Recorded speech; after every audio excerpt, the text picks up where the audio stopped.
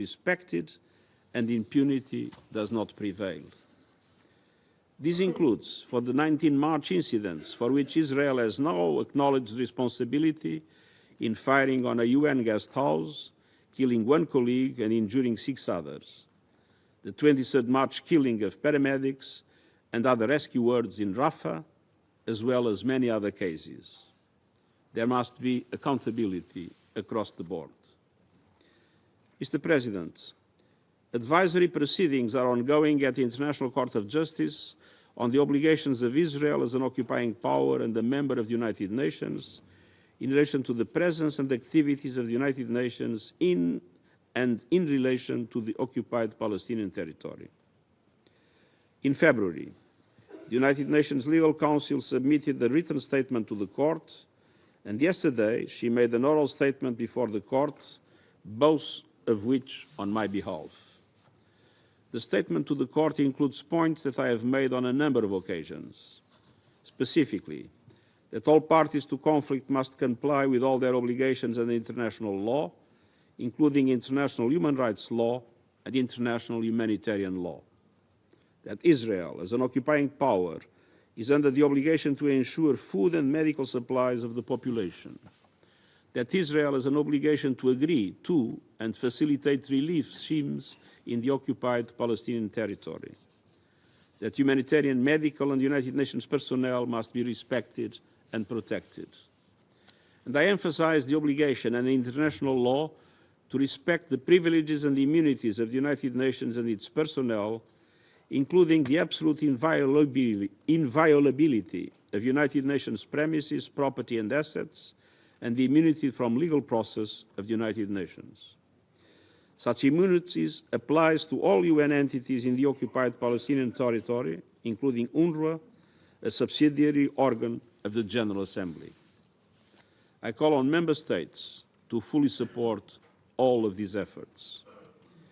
Mr. President, in this period of turmoil and transition for the region, Member States must spell out how they will realize the commitment and promise of a two-state solution. This is not a time for ritualistically expressing support, ticking a box and moving on. We are past the stage of ticking boxes. The clock is ticking. The two-state solution is near a point of no return. The international community has a responsibility to prevent perpetual occupation and violence. My call to Member States is clear and urgent. Take irreversible action towards implementing a two-state solution. Do not let extremists on any side undermine what remains of the peace process. The high-level conference in June, co-chaired by France and the Kingdom of Saudi Arabia, is an important opportunity to revitalize international support. I encourage Member States to go beyond affirmations and to think creatively about the concrete steps they will take to support a viable two-state solution before it is too late. At the same time, the Palestinian Authority needs stepped up and sustained support, politically and financially, and this is crucial to ensure the continued viability of Palestinian institutions, consolidate ongoing reforms, and enable the PA to resume its full responsibilities in Gaza.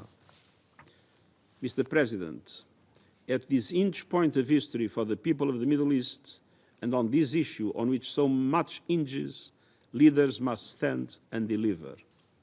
Show the political courage and exercise the political will to make good on this central question for peace, for Palestinians, Israelis, the region, and humanity. Thank you.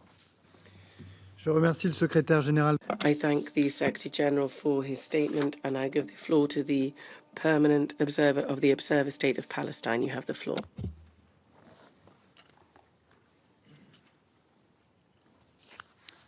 Mr. President, allow me at the outset to express our appreciation for your decision to chair this very important meeting at ministerial level and for the important role France plays on this Council and in support of efforts for peace in our region.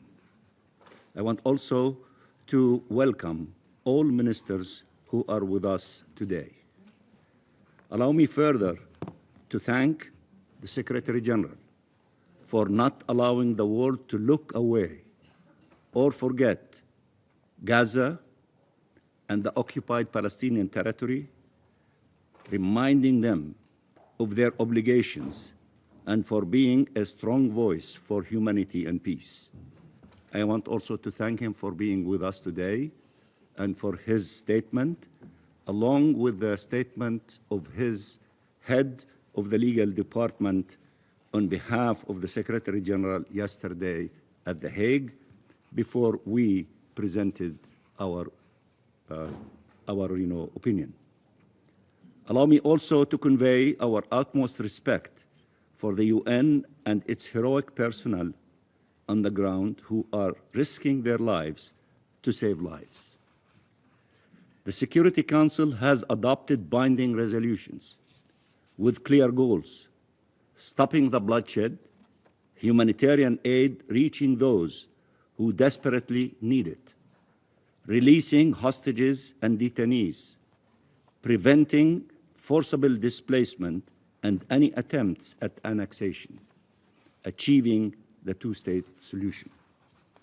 The world rallied behind these goals, and yet the reality today is a declared punitive siege by Israel over Gaza to deprive 2 million Palestinians, half of them children, of food and water and medicine and electricity, and all other essentials of life while they endure unbearable, inhumane conditions. There is no shortage of bombs falling on Gaza, but there is an imposed shortage of everything else. Starvation as a weapon of war against an entire civilian population that is still being bombarded relentlessly. Families of hostages and detainees are growing more desperate every day. Their plans for forcible displacement and annexations are well underway, and Israeli leaders no longer feel the need to disguise or hide their nefarious intentions. We cannot surrender to this situation. Let me repeat, we cannot surrender to this situation. We must bring it to an end. An immediate ceasefire must be resumed, and all its objectives must be achieved. President Trump, in his latest conversation with the Israeli Prime Minister, stressed what he called, in his own words, the need to be good to Gaza, given how people there are suffering, and signaling specifically that the United States are pushing to secure the entry of food and medicines to Gaza. We deeply hope that the United States, Egypt, and Qatar, with the support of the international community as a whole, will be able to secure a return to the ceasefire to start bringing all this suffering to an end. Mr. President, there is a way out of this nightmare for everyone's benefit. President Abbas, in his address to the PLO Central Council, made it clear that we want peace. I repeat, we want peace, not only for ourselves, but for all. That we are committed to the rule of international law and want to see it prevail. That we believe that the peaceful approach is the one that can deliver our people's rights, and that there is no justification for harming civilians, whether Palestinians or Israelis. At the same meeting, the PLO Central Council established the position of Vice President of the PLO and the State of Palestine, held since by Mr. Hussein Sheikh. I was supposed to attend the Central Council in Ramallah. Instead, Israel, after holding me up for 5 hours, denied me entry to my own country that I proudly represent here. I am a Palestinian born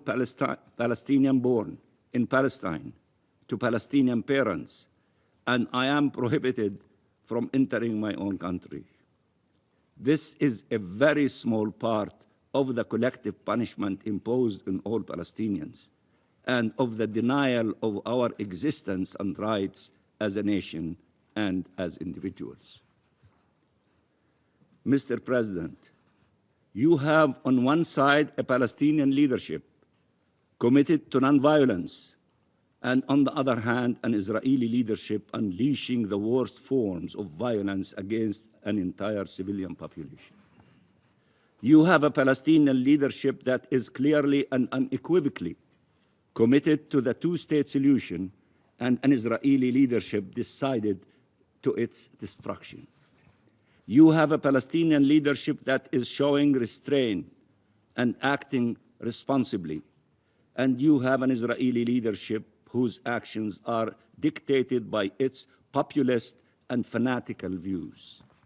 You have a Palestinian leadership committed to international law and aligned with the international consensus, and an Israeli leadership that considers that the rules depend on the identity of the victims and the identity of the perpetrators, demanding impunity for its crimes and considering our very existence a crime.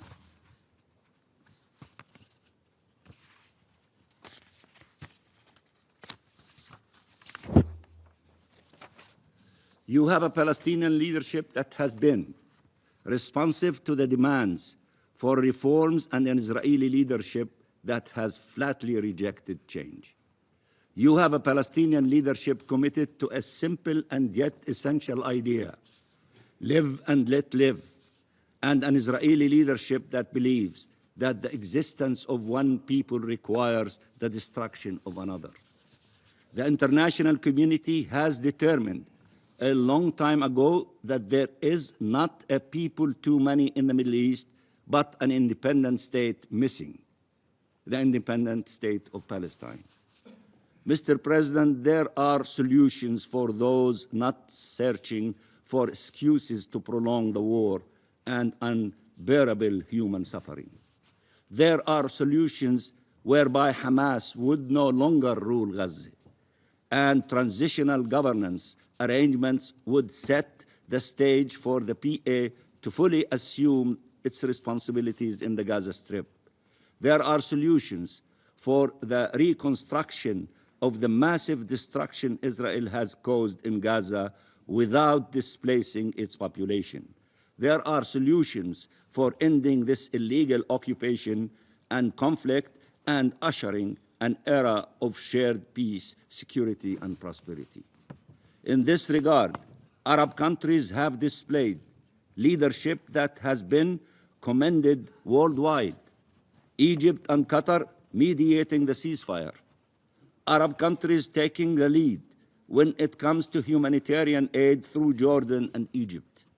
The responsible roles played by Algeria and the United Arab Emirates in this council over the course of the last 2 years.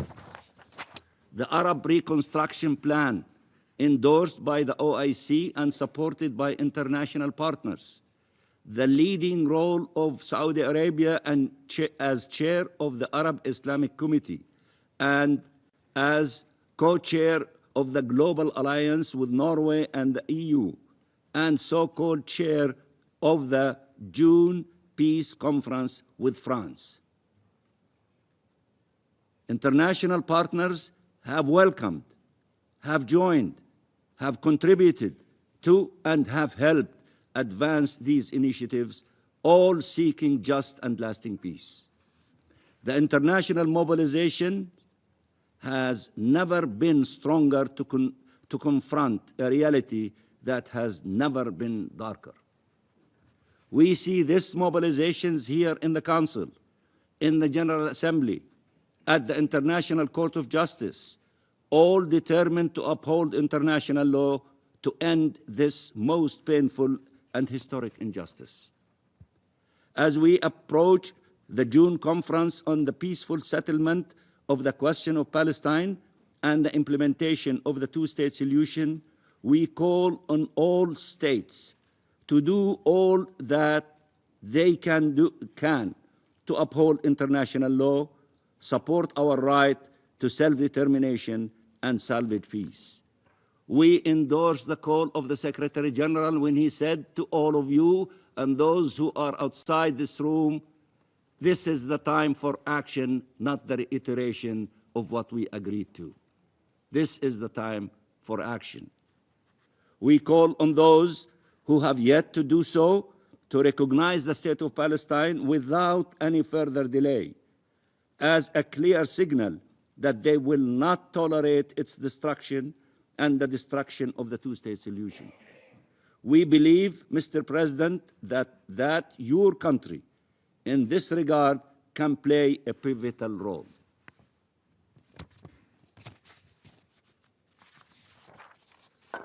We call on all states to take measures against settlement colonization and against annexation and forcible displacement, and to end Israel's unlawful presence in the occupied Palestinian territory in line with the ICJ advisory opinion. We call on all states to support the Palestinian government, which shown clear commitment to reform and peace, and to support politically and financially the Arab Reconstruction Plan, and to continue supporting UNRWA. Mr. President, the Palestinian people are in a cage, killed and starved, day after day after day. As Pope Francis said, this is not war, this is cruelty.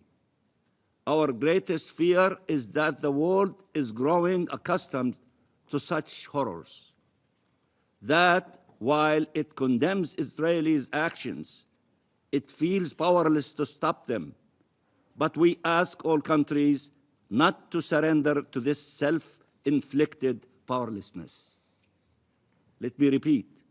We ask all countries not to surrender to this self-inflicted powerlessness. These atrocities have no moral or legal justifications. This genocide has to end, and life must prevail. The Palestinian people are entitled to international protection for as long as they are trapped under military occupation. A ceasefire in the Gaza Strip, which remains the top priority, should also be accompanied by an end of attacks and repression by Israeli occupation forces and settlers across the West Bank, including East Jerusalem, which are displacing entire communities. Mr. President, Prime Minister Netanyahu delivered another delusional speech 2 days ago. He insisted once again that the two-state solution meant the destruction of Israel. He said, and I quote, "Hamas says we will destroy Israel by terror and military conquest right away, and the PA says, no, you destroy it politically by driving it through propaganda and lawfare to the 67 borders," end of quotation. Pursuing an independent state of Palestine living side by side with Israel in accordance with resolutions of this very council and the very United Nations resolutions in which the state of Israel was established with the partition of Palestine, is somehow pursuing the destruction of Israel? Does that make sense? This is nonsense. Those who benefited from the privilege of resolutions of the General Assembly, including the partition plan, and admitted as a member state, are saying us seeking peaceful methods to accomplish the establishment of the independence of the state of Palestine is now the destruction of the state of Israel? Who is among you would buy this nonsense? He spoke of the attempts to annihilate Israel when in reality he is the one pursuing the annihilation of Palestine and its people. He spoke of how the Israeli army moves Palestinian civilians out of harm's way, when in reality it has shown total disregard for Palestinian lives, killing and maiming and detaining and torturing and starving them endlessly.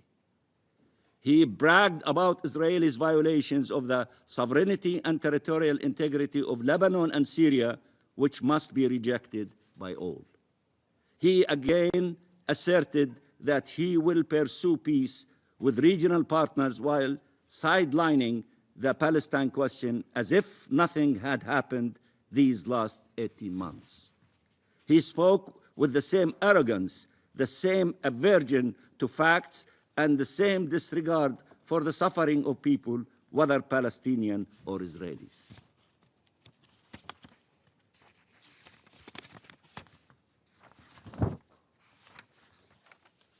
Fanatical delusions will destroy our region. We need a strong leadership for peace. I repeat, we need a strong leadership for peace. The deployment of collective resolve at an unprecedented scale that will finally deliver freedom for the Palestinian people. Two states living side by side in peace and security, and unleash the true potential of our region for the benefit of all. And we totally agree with you, Mr. Secretary General, when you always say there is no plan B for the two-state solution.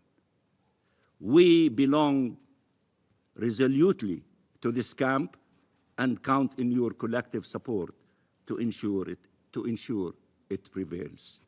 Thank you very much, Mr. President, and welcome to the Security Council. Je remercie l'observateur. I thank the permanent observer of the Observer State of Palestine for the statement. I now give the floor to the representative of Israel. Thank you, Mr. President, Secretary General, Ministers, Excellencies. It is symbolic that this session is taking place on the eve of Israel's Memorial Day, Yom HaZikaron.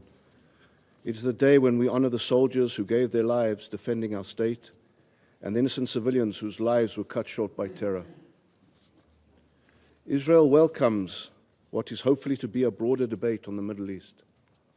Far too often, this Council confines its focus to a narrow segment of the region, missing the broader forces at play, both the forces of progress and the forces of destruction. Today we have a chance to widen that lens, and we must. As we speak, the Middle East is in dynamic motion. Danger and opportunity walk side by side. There is much to be hopeful about: economic development, dialogue and collaboration. However, the threats loom imminent, more dangerous than ever. For all the momentum, there are forces seeking to reverse it and take advantage of the instability. And those forces are growing more violent and more entrenched. This is the reality of the Middle East, and we implore the Council and the international community not to ignore or minimize the forces of ruin. This is the reality of terrorism and extremism, of forces present in the Middle East that despise peace and will not rest until their sick version of destruction is fulfilled. There is powerful opportunity in Lebanon today. Public voices, civil society leaders, and elements within its new government are calling for sovereignty, for an end to Hezbollah's tyranny over their country. The Lebanese people have made one thing unmistakably clear: they want peace, stability, and a future free from terror. But Hezbollah, a murderous terrorist organization backed by Iran, continues to hold sway over stockpiles of weapons in civilian areas and is intent on dragging the Lebanese population towards another devastating war. Hezbollah's murderous intent is vividly demonstrated by Hezbollah's ongoing activities. Just 2 days ago, the IDF struck a terrorist infrastructure site in the Dahya, a Hezbollah stronghold in Beirut, which contained precision missiles intended for use against Israel. The storage of such weaponry within civilian areas constitutes a blatant violation of understandings between Israel and Lebanon and a clear violation of international law. Hezbollah's systematic embedding of missiles amidst the Lebanese population is a cynical exploitation of civilians and another contemptible assault on basic human morality.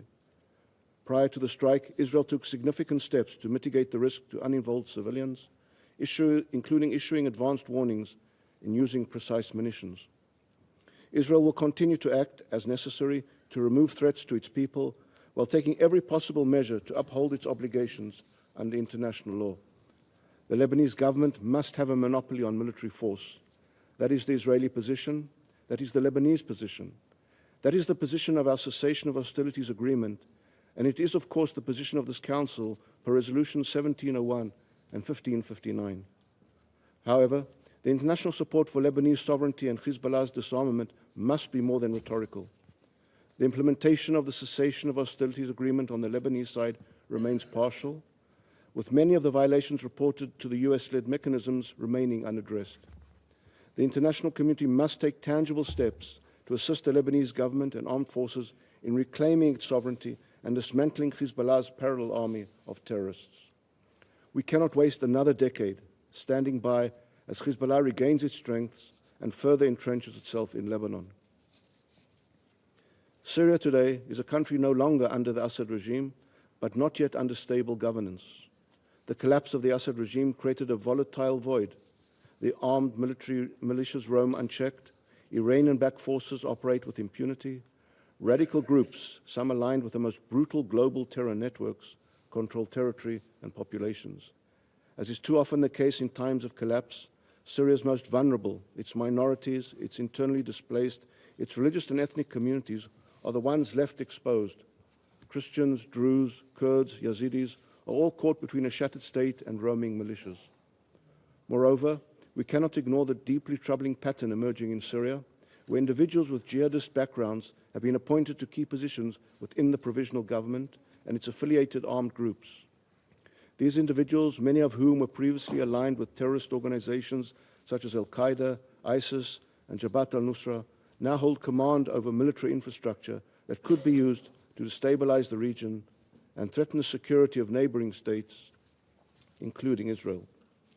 These groups' ideologies are clear and cause for serious alarm. This threat was evident last month in the brutal massacre and abuse of Alawite civilians and other vulnerable populations. The Syrian people deserve better. They deserve a future not dominated by sectarianism and foreign interference. They deserve international support that empowers local stability, not the enabling of jihadism and chaos. This Council must recognize the urgency of the situation. Syria must not become a permanently fractured state governed by guns, but by the rule of law. The region cannot afford it, and the Syrian people can no longer endure it. Mr. President, as we look across the region, there is one thread connecting the instability. It is the same thread connected to the Houthi missiles which are relentlessly fired at Israel population centers. It is the same thread connected to Hamas's massacre of our people on October 7th. Iran is not a lowly agitator. It is the engineer of our region's turmoil. Through Hezbollah in Lebanon, Hamas and Islamic Jihad in Gaza, militias in Iraq and Syria, and the Houthis in Yemen, Iran has constructed a deliberate network of violence to expand its reach and destabilize its enemies. This is active, ongoing, and strategic. And above all, Iran continues to advance its nuclear ambitions. It issues existential threats openly and regularly. Israel will not allow Iran to obtain nuclear weapons. We will not waver. We will not retreat on this issue, and we call on the international community to uphold that red line, because the consequences of a nuclear Iran will not be limited to Israel. They will extend across this region and beyond. The international community can no longer afford to abdicate its responsibility when it comes to Iran. The chaos Tehran has unleashed across the region is a result of years of hesitation and indulgence. Its accelerating nuclear program now poses an even graver threat. It is time to confront the reality that unchecked Iranian aggression will not recede on its own. It must be confronted decisively and collectively. Iran's fingerprints are, of course, on the situation in Gaza, where its proxy Hamas has brought only ruin to its people and terror to ours. I remind the Council that Israel did not seek this war. It was forced upon us on October 7th, when Hamas committed the worst massacre of Jews since the Holocaust. Over 1,200 murdered, entire families, babies, children, mothers, grandparents wiped out. 251 hostages were taken into Gaza. Today, 59 of those innocent people remain, with 24 believed to be alive. 35 more are believed to be dead, their bodies still inhumanely held. Hamas has rejected every reasonable offer for their return home. Instead, it releases horrifying footage of hostages to deepen the agony of their families and to prolong their torment. This is sadism. It is psychological warfare in the vilest degree imaginable. Israel has a duty to its people and to the world to dismantle Hamas's military and governing infrastructure, to ensure Gaza can never again be used as a launchpad for atrocities, and first and foremost, to bring our hostages home. However, that duty has never come at the cost of our international obligations. Allow me to remind the Council that Article 70 of the first additional protocol to the Geneva Conventions requires aid where the civilian population is not adequately supplied. During the 42-day ceasefire, more than 25,000 aid trucks entered Gaza, facilitated by Israel. These trucks carried tens of thousands of tons of humanitarian aid, including food, fuel, and medical supplies. Israel is closely monitoring the situation and coordinating with relevant UN agencies and humanitarian organizations on the ground. Our assessments indicate there is currently no evidence of a humanitarian crisis in Gaza. Further, under Article 23 of the Fourth Geneva Convention, a party is not obliged to allow in aid that is likely to support the enemy's military effort. And yet, this is exactly what Hamas has done, stealing aid from the civilian population and selling supplies to rebuild the terror machine. Still, some in the international community continue to draw dangerous false equivalencies, ignoring that Hamas alone began this war, continuing to prolong it, and still holds 59 hostages underground in inhumane conditions. 59 hostages who have never received an ounce of humanitarian aid. As Eli Sharabi recently testified before this council, he personally witnessed Hamas terrorists bringing UN humanitarian aid into their tunnels where they consumed it themselves, denying even the smallest share to the starving hostages. This war can end tomorrow if Hamas releases the hostages and lays down its weapons. That is the only path to peace. That is why the convening of the high-level international conference on the conflict in June is destined, unfortunately, to fail. Such an initiative is disconnected from the current reality and risks doing more harm than good, particularly in the post-October 7th environment. It creates false expectations while ignoring the underlying dysfunction of the Palestinian Authority, its ongoing support for terrorism via the pay-for-slave program, its refusal to implement long overdue reforms, its promotion of incitement, and its legal warfare against Israel in the international forum. Yet this conference provides fertile ground for yet another opportunity to politicize and polarize international forums, deepening the divide and moving all parties further from peace. Genuine progress will not come from internationalizing the conflict or from one-sided measures decided by uninvolved parties. It will come from responsible leadership, the rejection of terrorism, and embracing the moderate parties. Efforts to promote this conference undermine the path towards real regional progress. Instead of amplifying failed approaches, the international community should focus its energy where it is most needed, confronting the radical axis led by Iran and its terror proxies. Esteemed Council members, there is a danger in mistaking aspiration for reality. This Council must not fall into the trap of wishful thinking. We cannot speak of reconstruction without security. We cannot achieve Lebanese sovereignty while tolerating Hezbollah. We cannot promote regional cooperation while ignoring Iran's nuclear aspirations. And one cannot claim to stand for peace while legitimizing the forces that slaughtered families in their homes. There is tremendous opportunity in the Middle East today, but the greatest threat to that opportunity is terrorism, fanaticism, and an apparent international blindness to them. If we are serious about building a better future for the region, then we must also be serious about naming the obstacles in the way. Israel is ready. We are ready to work with regional partners, ready to deepen cooperation, but we will not compromise on the security of our people, and we will not accept the permanence of terror. This Council has a chance to support progress, to back governments that seek reform, to empower voices that reject extremism, to stand with those who value life and prosperity, not death and misery. It is not too late, but the window will not stay open forever. Through a realistic acceptance of the challenging reality in the Middle East, it might be possible to summon the resolve to harness the potential for an improved future for all. I thank you, Mr. President. Je remercie. I thank the representative of Israel for the statement. I shall now make a statement in my capacity as Minister for Europe and Foreign Affairs of France. Monsieur le Secrétaire Général, Secretary General, ladies and gentlemen, ministers, ladies and gentlemen, I decided to make the debate on the Middle East a landmark event of the French presidency of the Security Council. The anti-Semitic massacres of the 7th of October 2023 and the military response that ensued have shaken the region. Right now, Gaza is devastated by war. Lebanon is struggling to get back on its feet. Syria is engaging in a fragile and uncertain transition. And Iran is pursuing its dangerous nuclear arms race. This spiral of destabilization must not lead us into a situation from which we cannot turn back. This is why we need to strive together for peace and security for all. Our first priority is to stop the hostilities to bring an end to civilian suffering. In Lebanon, in close cooperation with our American partners, 5 months ago, we managed to achieve a ceasefire agreement. Its implementation still has room for improvement, but it did bring peace. It is crucial for it to be maintained. In Gaza, unfortunately, war continues. The ceasefire being broken and the resumption of Israeli strikes must shock us. They are a dramatic step back for the Palestinian civilians, for Israeli hostages and their families, and for the security of the whole region. There is an urgent need for negotiations to resume and to achieve a lasting ceasefire. We support the mediators' efforts to achieve this. This ceasefire must enable the unconditional and immediate release of all hostages arbitrarily detained by Hamas.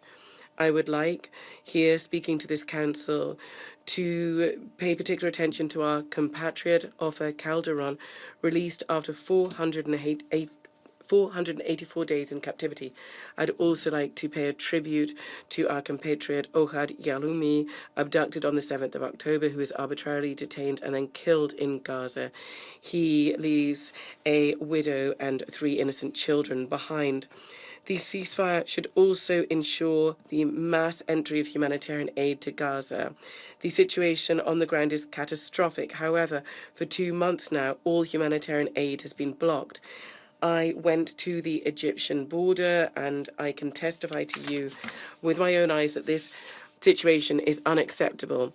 Since the end of March, the Israeli bombings have killed more than 1,300 people, including numerous civilians, women and children. These strikes have also killed humanitarian workers and UN staff. The living hell that the Gazan civilians are in must stop. I would call upon Israel to lift all restrictions so that humanitarian aid can enter Gaza and in huge volumes. France has fully mobilized to respond to the humanitarian emergency. Since 2023, we've provided 250 million euros in humanitarian aid to civilians. Part of this aid was distributed through UNRWA. France supports its actions, but also supports the reform underway. In close cooperation with our regional partners, in particular Egypt and Jordan, we've also directly provided healthcare, food and shelter for the Gazan inhabitants who are victims of the war. Our second priority is to help the territories terrorized by conflicts to rebuild. The international conference in support of the people and sovereignty of Lebanon that was held in Paris on the 24th of October 2024 collected more than $1 billion. This assistance is for the population and for the security forces. The new authorities have undertaken reforms and reconstruction efforts, and we support this. We will also host in Paris an international conference to support Lebanon's economic recovery. The role of the UN throughout this process of reconstruction is crucial. Lebanon must regain its sovereignty, its complete sovereignty. We would call upon those Israeli forces that are still present to withdraw from Lebanese territory so that the Lebanese armed forces can deploy there once again. It's up to them to ensure the security and sovereignty of the state, assisted by UNIFIL and the oversight mechanism that France is involved in alongside the US, and which includes the UN. France will continue its efforts with determination to ensure the full implementation of Resolution 1701 of this Council. In Syria, a historic transition process has been underway since the toppling of the dictator Bashar al-Assad. France is prepared to lend its support here. Along with its European partners, France initiated the conditional lifting of sanctions. The transition process must be respected and protected, as should all rights of all Syrian men and women, irrespective of their ethnic, religious, or gender affiliation. There should also be the pursuit of effective and decisive fighting terrorism, and I will say this once again from the podium of the General Assembly of the United Nations. The atrocious crimes committed by Bashar al-Assad's regime must not be forgotten. The UN has an important role to play against impunity and to rebuild Syria. In Gaza, we support the efforts of our Arab partners to build a robust and credible framework for the day after. This framework should enable reconstruction, governance, and security in the Strip. However, these efforts can only be effective if they're part of a political solution. This is why our third priority is to work to attain political solutions that can guarantee a just and lasting peace. There's only one solution that can achieve a political settlement to the Israeli-Palestinian conflict, the two-state solution, the only one that can guarantee peace and security in the long term for Israelis and Palestinians.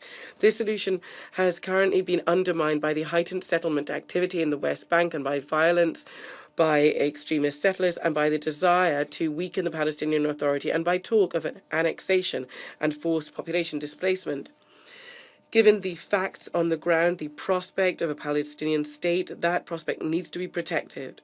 That is why, along with Saudi Arabia, France will organize in June here in New York an international conference on the implementation of the two-state solution.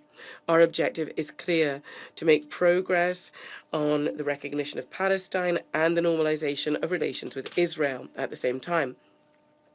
This is how we will be able to guarantee Israel's security and its regional integration, whilst responding to the legitimate aspirations of the Palestinians to have their own state. This roadmap for the effective implementation of the two-state solution also involves disarming Hamas, defining a credible government structure from which it will be excluded, and the reform of the Palestinian Authority. The UN and its agencies must play their full role in this process. In parallel, we spare no effort to find a diplomatic solution to the challenge of the relentless pursuit of the Iranian nuclear program.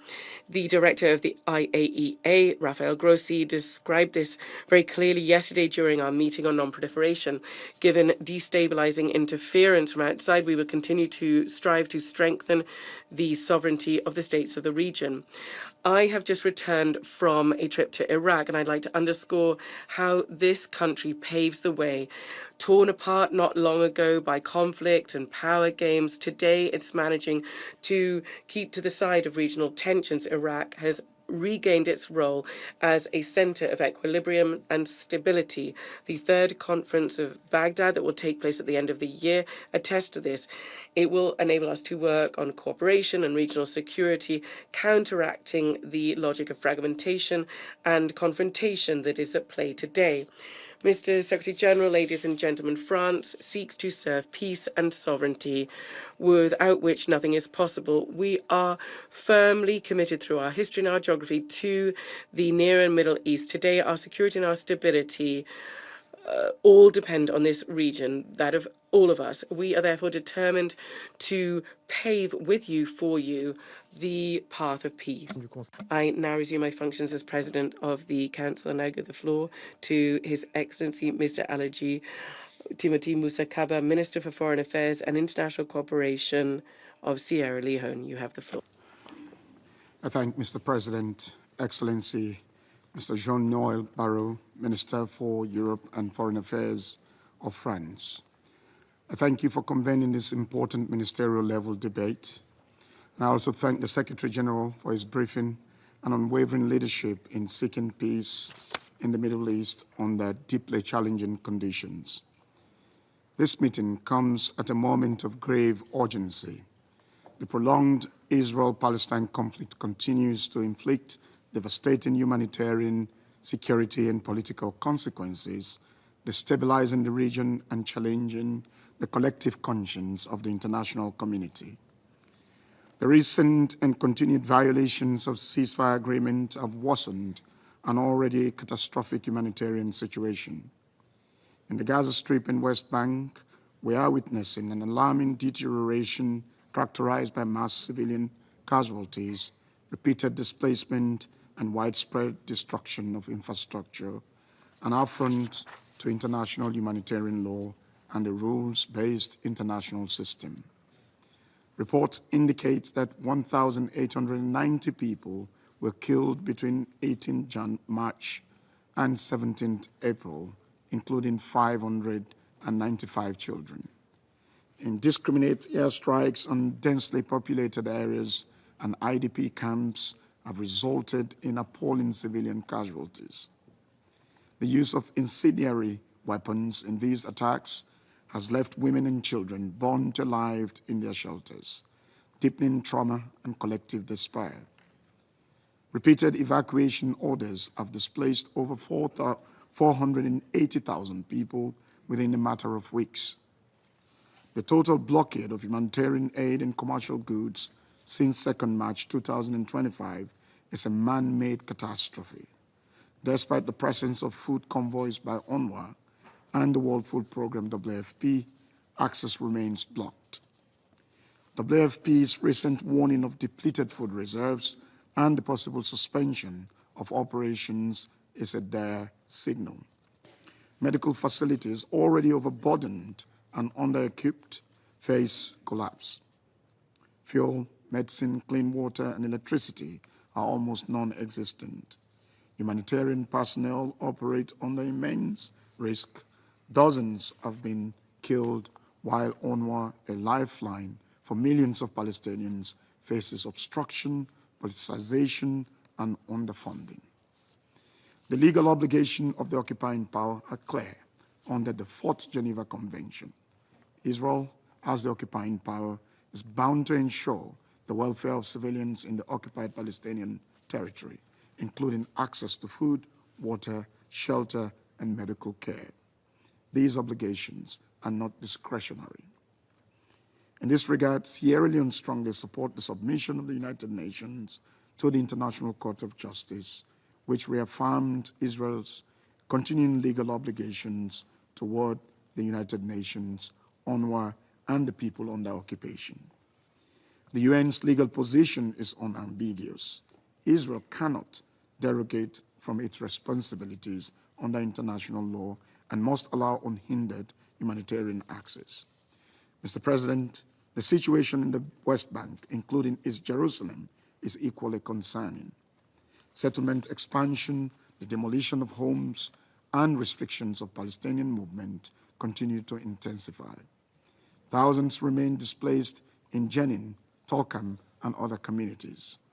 These actions risk undermining the path toward a two-state solution and must cease.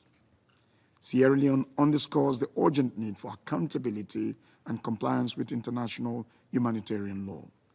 Despite the non-convening of a conference of high contracting parties to the 4th Geneva Convention with the aim of reaffirming legal protections, accessing compliance, and advancing mechanisms for accountability, Sierra Leone continues to urge for compliance with IHL and a constant reaffirmation of its principles. As a country that emerged from conflict through multilateral solidarity and principled diplomacy over 2 decades, Sierra Leone believes in peace through lawful and negotiated settlement, not through violence or collective punishment. In this regard, we emphasize the following priorities. First, improving the security situation. We unequivocally condemn the targeting of civilians, hostage-taking, and all forms of attacks on non-combatants. We reiterated our call for the immediate and unconditional release of the remaining 59 Israeli hostages held by Hamas and urge all parties to commit to a renewed cessation of hostilities. Security Council Resolution 2735/2024 provides a foundation for dialogue. Second, ensuring humanitarian access. Humanitarian assistance must not be politicized or weaponized. We call for the safe, sustained and unimpeded access for aid agencies across all border entry points into Gaza, including the Rafah, Kerem Shalom, and Erez crossings. We reject restrictions placed on UNRWA and other aid organizations and support full resumption of their work. The international community must urgently act to avert a famine and allow the continuation of critical health interventions, such as the forthcoming round of polio vaccinations. Third, Mr. President, supporting a renewed peace process. The current cycle of violence and once again proves that occupation, blockade, and unilateral actions cannot form the basis for peace. We welcome the initiative by France and the Kingdom of Saudi Arabia to co-chair an international conference on the Middle East peace process and call on all parties to approach the process in good faith. This effort must be anchored in international law, relevant UN resolutions, and long-standing frameworks such as the Arab Peace Initiative and the Quartet Principles. Sierra Leone continues to support the internationally endorsed vision of two states, Israel and Palestine, living side by side in peace and security, with East Jerusalem as the capital of a future Palestinian state, and a return to the 1967 borders. We reaffirm our call for the full implementation of all relevant Security Council and General Assembly resolutions, and we encourage intensified diplomatic engagement by regional and international actors. In closing, Mr. President, Sierra Leone joins others in renewing our collective call for peace, justice, and accountability. The road to peace must be paved with respect for international law, humanitarian principles, and the inherent dignity of every human being in the region, in particularly the people of Israel and Palestine. I thank you. Je remercie. I thank His Excellency Mr. Kaba for his statement, and I give the floor to Her Excellency Ms. Barbara Zvokelj, Secretary General, Minister for Foreign Affairs and European Affairs of Slovenia. I thank you, Mr. President, and good morning to everyone. I would also like to take this opportunity to thank you, Secretary General, on behalf of my government, for the service of each and every UN staff member on the ground. Mr. President, 7th October was the deadliest day for Jewish people since the Holocaust. And what followed are the deadliest 570 days ever for Palestinians. We have never seen such a perpetuating trauma for people on the ground, nor an obliteration of the system we had built to prevent it.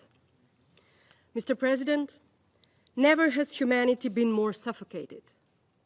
From attacks on humanitarian, medical, and media workers, to attacks on civilians and destruction of civilian objects and humanitarian facilities in Gaza.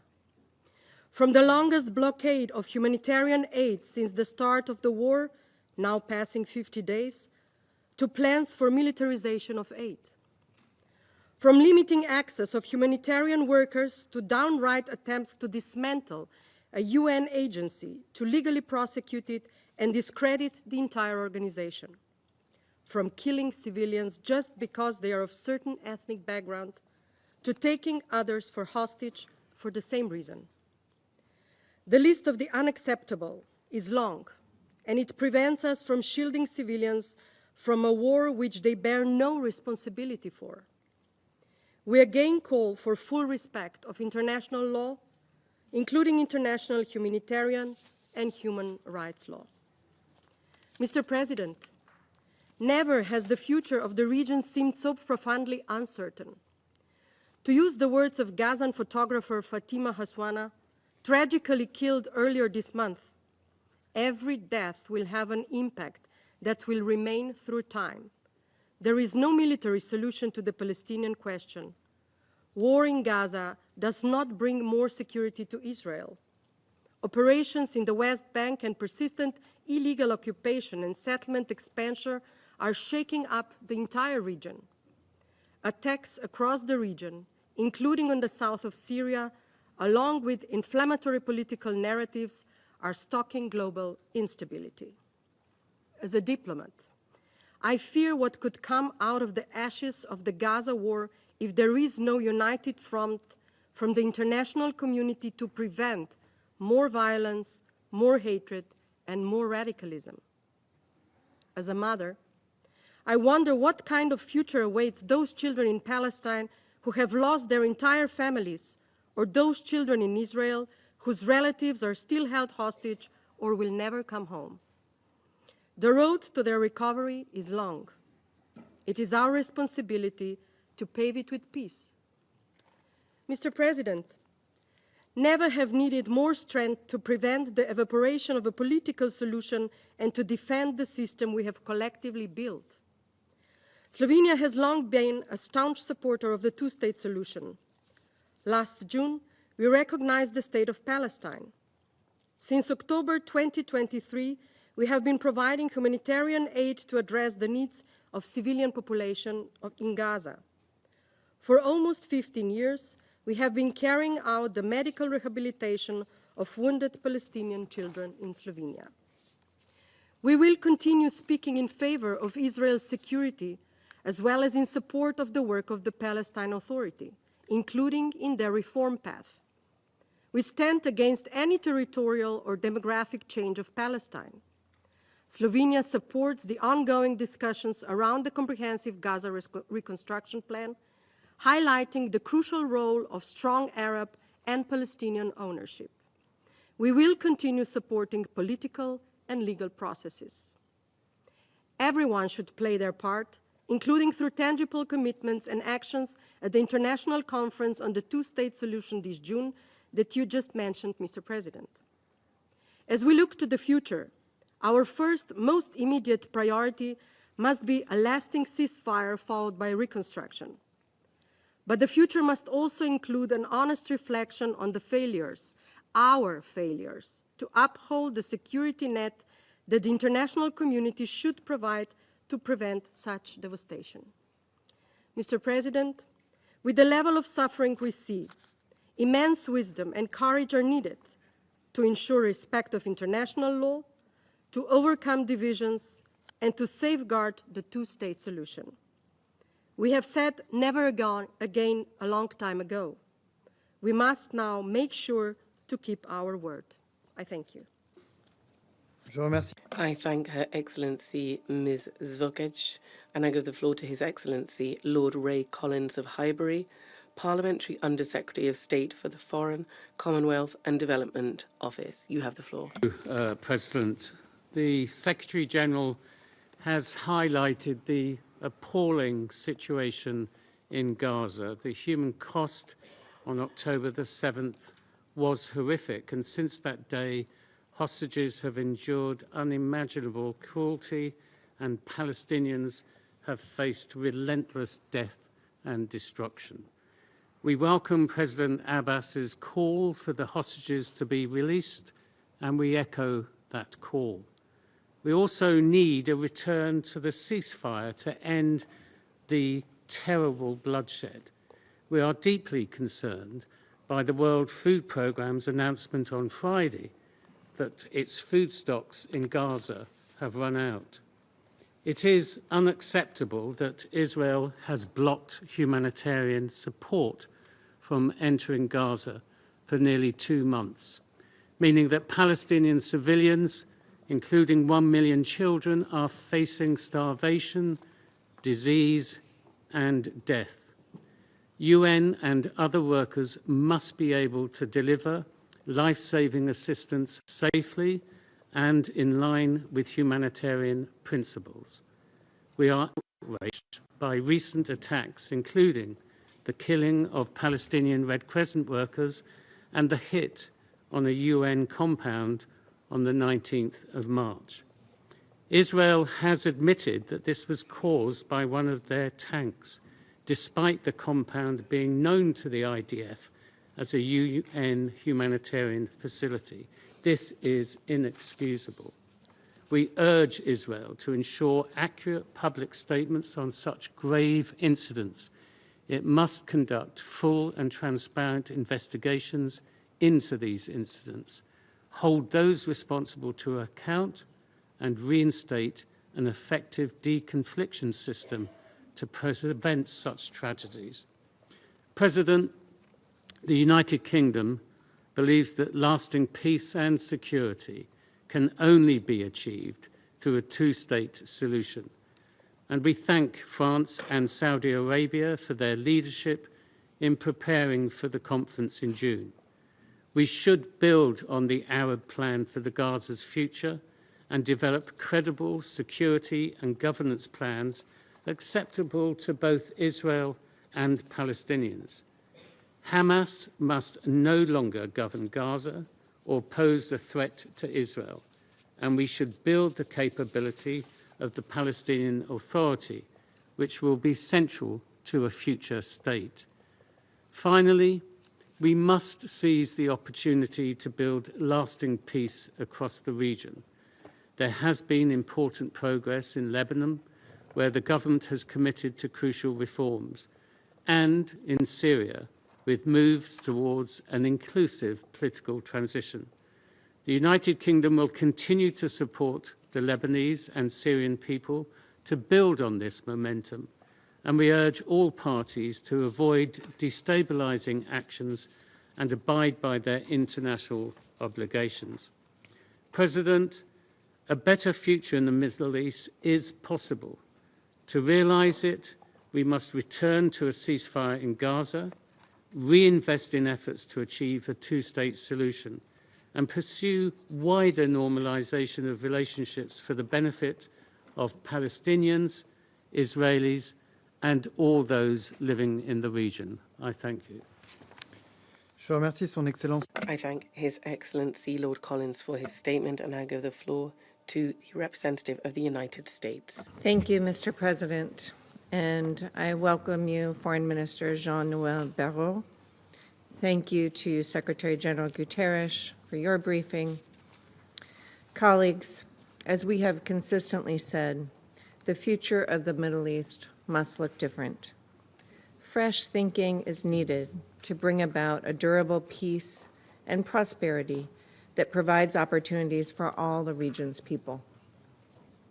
Mr. President, with respect to the humanitarian needs in Gaza, no one wants to see Palestinian civilians in Gaza go hungry or thirsty. A ceasefire agreement would create the condition for the flow of humanitarian aid, but Hamas is preventing this agreement from being concluded. Just 2 weeks ago, Hamas rejected yet another proposal put forward by the United States, Qatar, and Egypt that would release hostages who have been held for 570 days and bring calm to Gaza.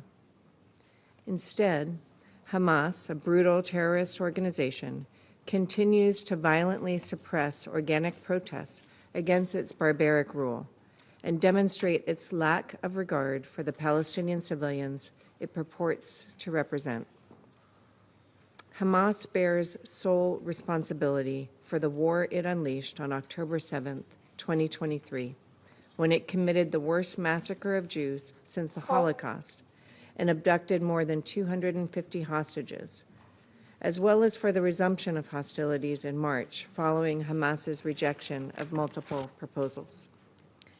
The United States supports Israel in its fight to defend itself from groups that wish to destroy it. Fighting could end tomorrow if Hamas released hostages and laid down its arms. Their reckless decisions have caused enough bloodshed. Hamas must leave Gaza forever. The Council should apply pressure on Hamas to, for the first time, free Palestinians in Gaza from Hamas's tyranny.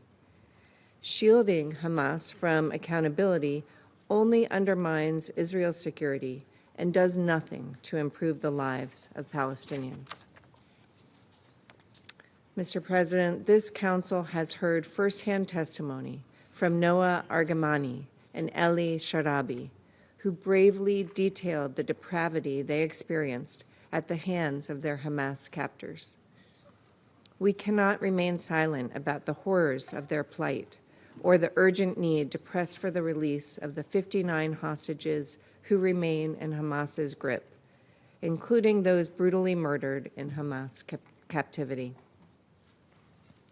Mr. President, President Trump has been clear.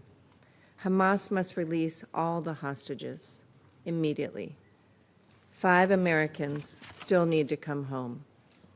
Idan Alexander can still return to his parents' arms, but Hamas continues to hold the bodies of Itai Chen, Gadi Hagei, Judy Weinstein Hagei, and Omer Nutra. We will not rest until every hostage has been returned from Gaza. They will not be left behind. They will never be forgotten. We recognize the IDF's ongoing efforts to prevent civilian harm in Gaza, including its review of the tragic March 23rd incident that claimed the lives of humanitarian workers. We take note that the IDF claims 6 members of Hamas were among those killed in this incident, and call on the UN and member states to demand Hamas stop its abhorrent practice of putting civilians in harm's way. Hamas continues to cynically use civilian infrastructure to shield their personnel and weaponry. We expect all parties to comply with international humanitarian law. President, turning to the wider region, we must also recognize the insidious violence, suffering, and instability throughout the Middle East that Iran promotes through its malign actions, including its sponsorship of terrorism. Through Hamas, Hezbollah, the Houthis, and countless other terrorist proxies it backs, Iran poses a threat to the millions of people who call this region home. Iran's nuclear program, another cornerstone of its global campaign for destabilization, also threatens not only the safety of the international community, but its own citizens. President Trump has been clear. There are 2 paths for Iran to end its nuclear program. The United States prefers a negotiated resolution. Time, however, is limited. If Iran refuses to abandon its nuclear weapons program, we must hold it accountable. But real, meaningful diplomacy remains within reach. The United States will do its part to help forge a new reality alongside Israel and our Arab partners. The future must start in Gaza without Hamas.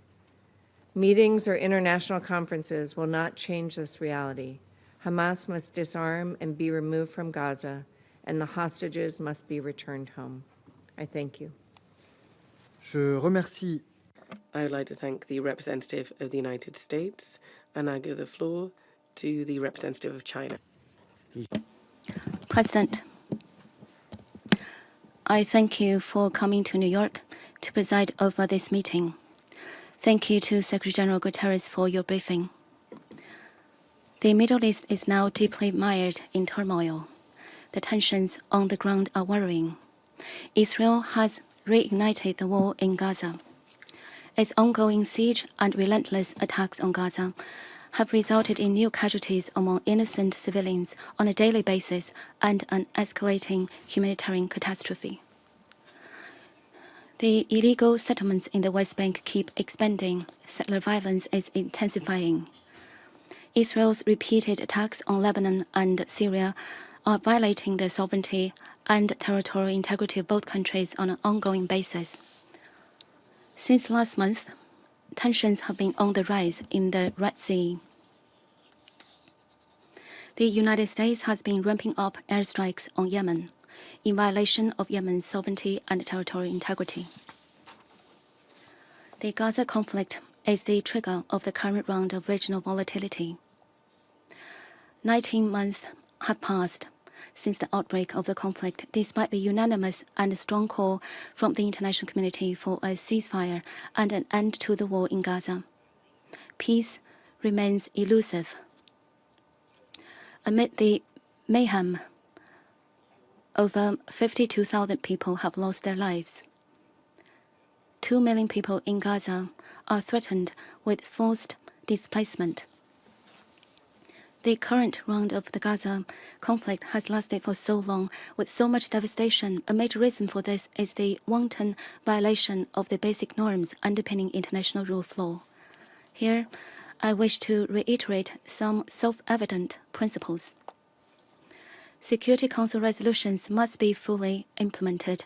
This is stipulated in the Charter of the United Nations. There is no room for distortion in interpretation. Abiding by international humanitarian law is a non-negotiable obligation and must not be used as a bargaining chip. The principles of international law are universally applicable to all countries. Double standard and selective application entail serious consequences. We urge Israel to fulfill its international legal obligations in earnest and observe the basic norms governing international relations. The United States, a country with major influence on the party concerned, should cast aside its geopolitical self-interests, uphold a fair and responsible attitude, and work to restore peace and stability in the region. Given the gravity of the situation, I wish to emphasize the following points. First, a lasting ceasefire must be secured. Violence or force cannot bring about security. A lasting ceasefire in Gaza is the best way to save lives and bring hostages home. This must be an overriding priority. China urges Israel to relinquish its obsession with the delusion of winning by force and to immediately cease its military operations in Gaza and its attacks on Lebanon and Syria. We call on the U.S. to stop its airstrikes on Yemen and to respect Yemen's sovereignty, security, and territorial integrity. The Houthis should stop harassing merchant ships and should maintain the safety of shipping lanes in the Red Sea. Second, humanitarian aid in Gaza must be restored. Humanitarian aid must not be weaponized. Israel must fulfill its obligations under international humanitarian law as the occupying power by immediately lifting the blockade and fully restoring humanitarian access to Gaza. We strongly condemn any attacks against humanitarian workers and call for thorough investigations and accountability for all attacks. The so-called professional failures must not be used as an excuse to kill humanitarian workers. UNRWA, a body established upon a mandate of a UNGA resolution, enjoys privileges and immunities.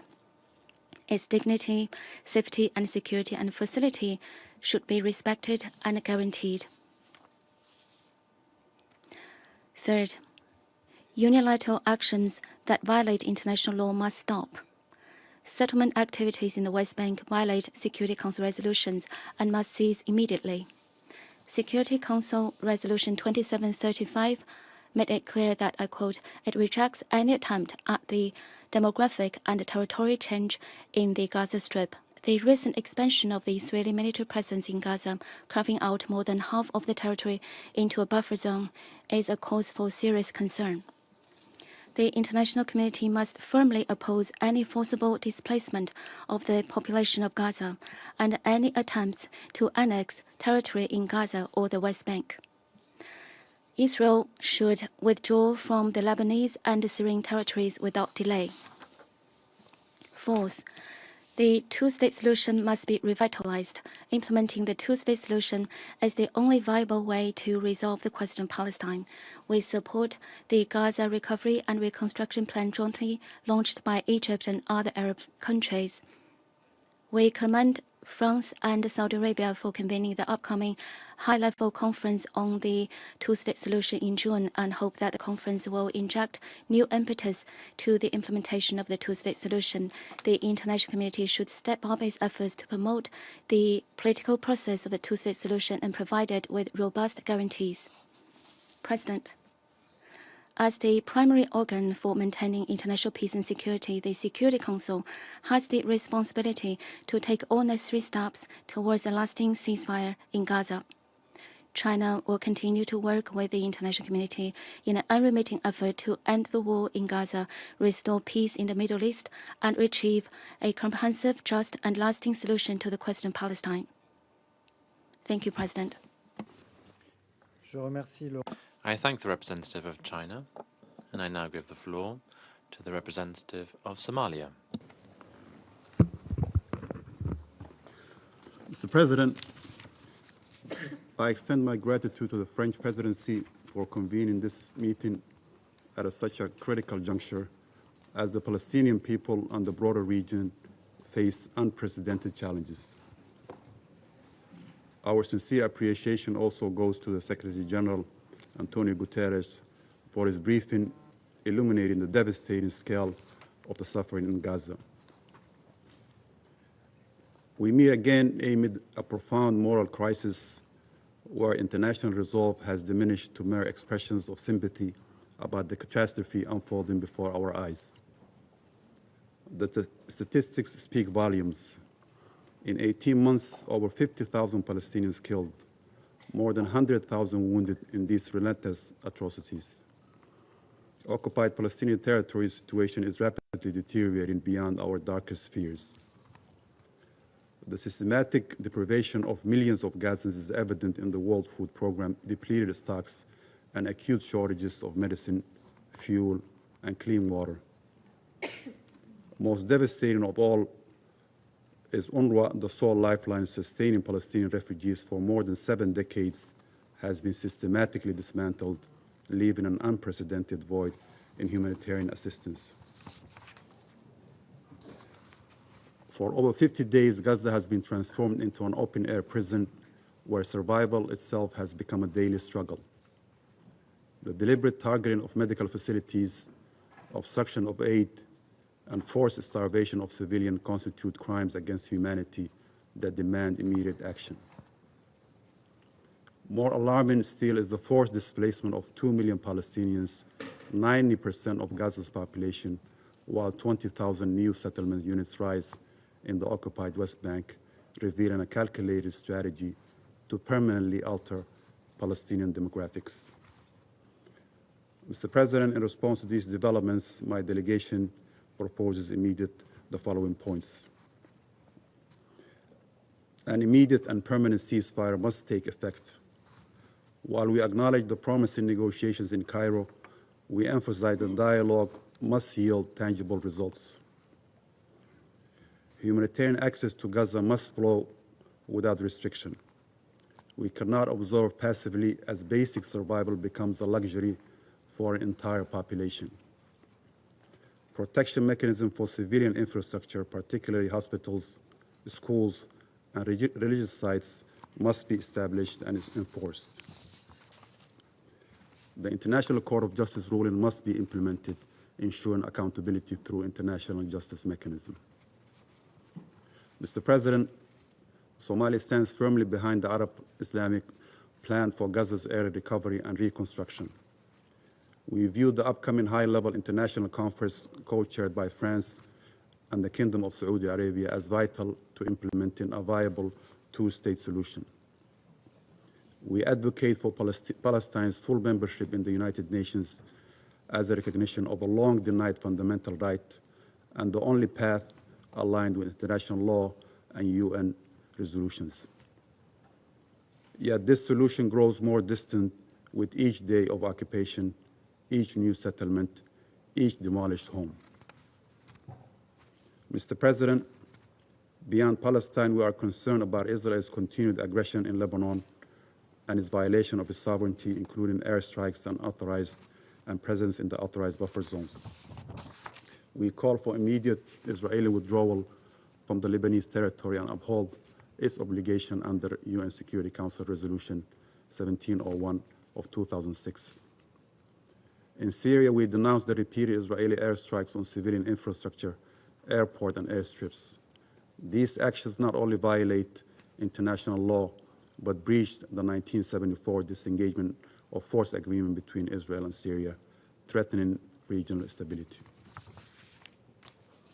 In conclusion, Mr. President, our delegation reiterates its unwavering position. We must revitalize the political track towards a comprehensive peace, recognizing the state of Palestine with Al-Quds al-Sharif as its capital as the only viable path forward. The choice before this Council is stark. We can either perpetuate a cycle of crisis management, or we can summon the political courage to pursue a lasting and just solution. The stability of our region and the credibility of this Council depends on it. Somalia stands ready to support all genuine efforts toward this end. I thank you, Mr. President. I thank the representative of Somalia. I now give the floor to the representative of Greece.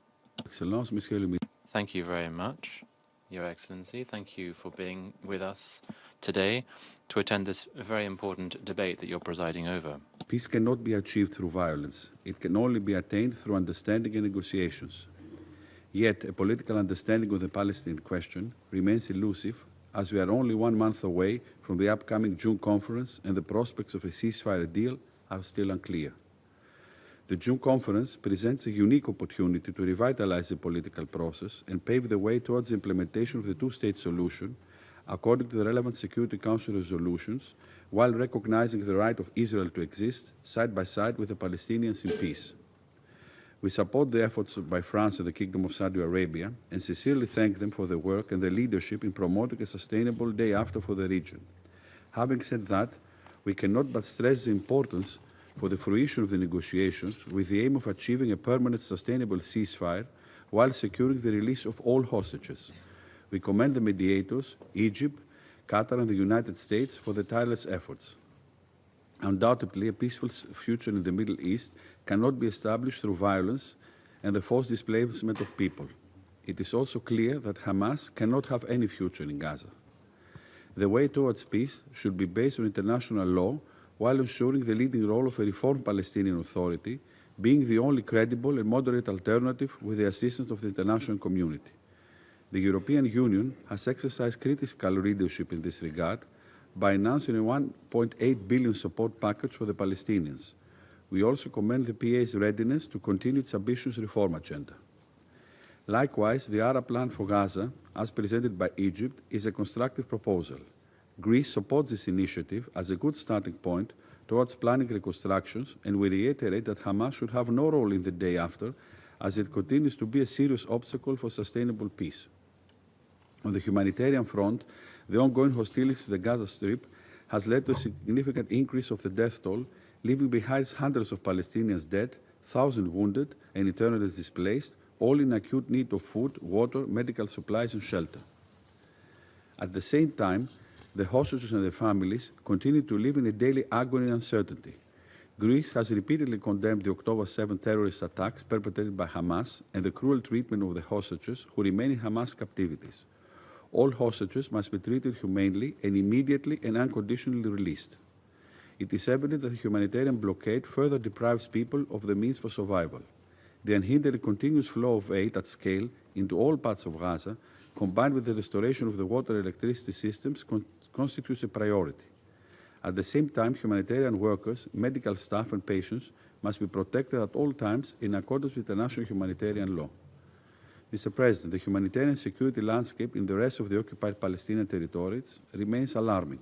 We are deeply concerned by the closure orders issued by the Israeli authorities against UNRWA schools in East Jerusalem, a decision which threatens the fundamental right of education of hundreds of pupils. UNRWA's role remains pivotal and indispensable.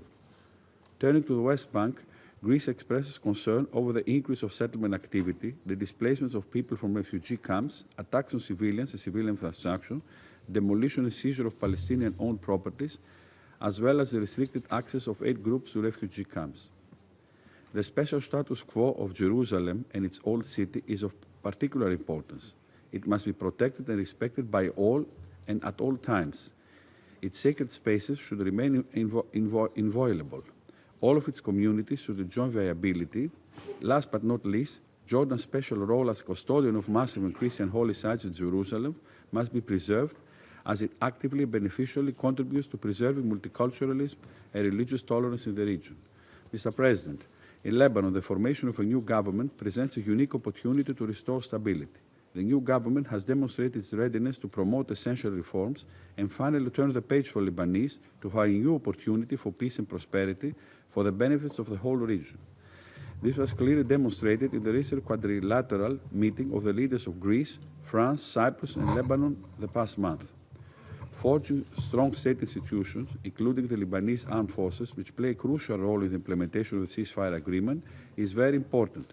We stand ready to assist the LAF, as the Greek Minister of Defense underscored during his recent visit to Beirut earlier this month. We strongly reaffirm our support for the relevant Security Council resolution and the territorial integrity, sovereignty, and political independence of Lebanon, as mentioned in Security Council Presidential Statement of January 15. UNIFIL is key for the restoration of peace and security, and thus Greece will be actively engaged in the discussion of the renewal of its mandate this summer.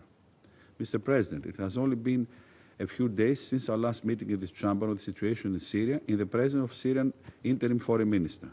As Special Envoy Peterson noted, the political transition in Syria is now at a truly critical juncture. This transition needs to be fully inclusive, Syrian-led and owned, according to the principle of Security Council Resolution 2554, as justice, accountability, and respect for international law, including the law of the sea, remains critical. A stable and prosperous Syria is key for the future of the Middle East. In concluding, Mr. President, hope should prevail over violence. The cycle of violence that started on October 7 must finally come to an end so as to open the path for a vision of regional integration and prosperity which would bring concrete benefits to all peoples in the region. I thank you. Je vous remercie. I thank the representative of Greece. I now give the floor to the representative of Guyana.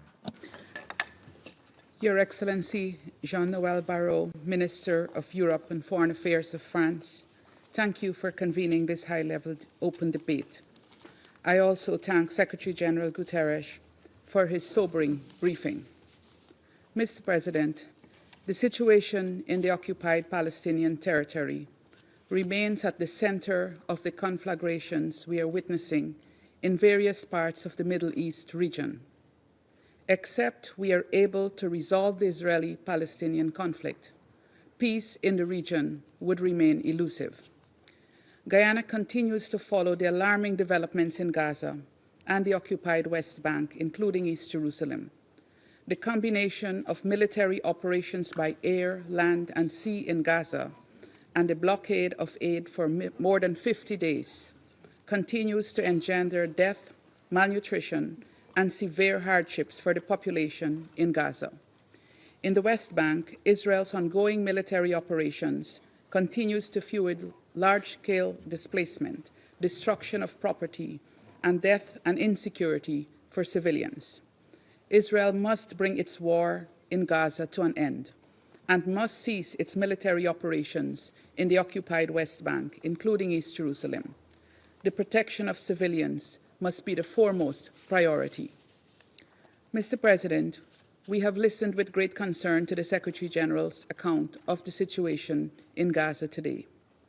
Gaza is extremely dangerous for humanitarians carrying out life-saving work and for civilians who are trying to eke out an existence amidst the misery that completely encompasses them.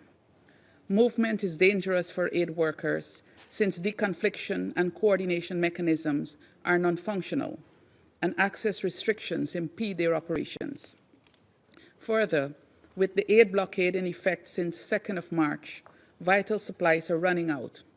We noted with concern, for example, the announcement by the World Food Programme last Friday that it had run out of food stocks in Gaza. Further, we noted that hot meal kitchens in Gaza may soon run out of food. We are, in effect, watching as more and more Palestinians are condemned to die through starvation, bomb or bullet, or disease. And all of this in violation of unambiguous tenets of international law that prohibit such treatment of civilians. The Council must demand accountability for these egregious assaults on civilians in Gaza. Mr. President, the statistics coming out of the Gaza Strip should compel this Council to urgent action. Since 7th October 2023, more than 51,000 Palestinians have been killed, and more than 116,000 injured. 418 workers, aid workers, including 295 UN staff, have been killed in Gaza. 210 Palestinian journalists and media workers have been killed.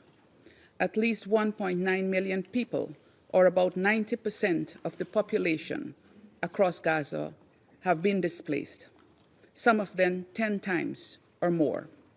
Indeed, since 18th of March, at least 20 displacement orders have been issued by the Israeli military, and over 2/3 of the Gaza Strip are considered no-go areas. These statistics paint a horrific picture of the circumstances to which Palestinians have been deliberately subject, and one is compelled to draw the same conclusion as OCHA did, that is, and I quote, deprivation by design, unquote. In the occupied West Bank, displacement is also on the rise. Civilians, including children, continue to be killed. Demolition of Palestinian-owned structures continued unabated, as do attacks by Israeli settlers on Palestinians. Guyana therefore reiterates the following 4 appeals. First, we call for an immediate return to the ceasefire, for the release of all remaining hostages from Gaza, and for urgent, unimpeded humanitarian access into Gaza.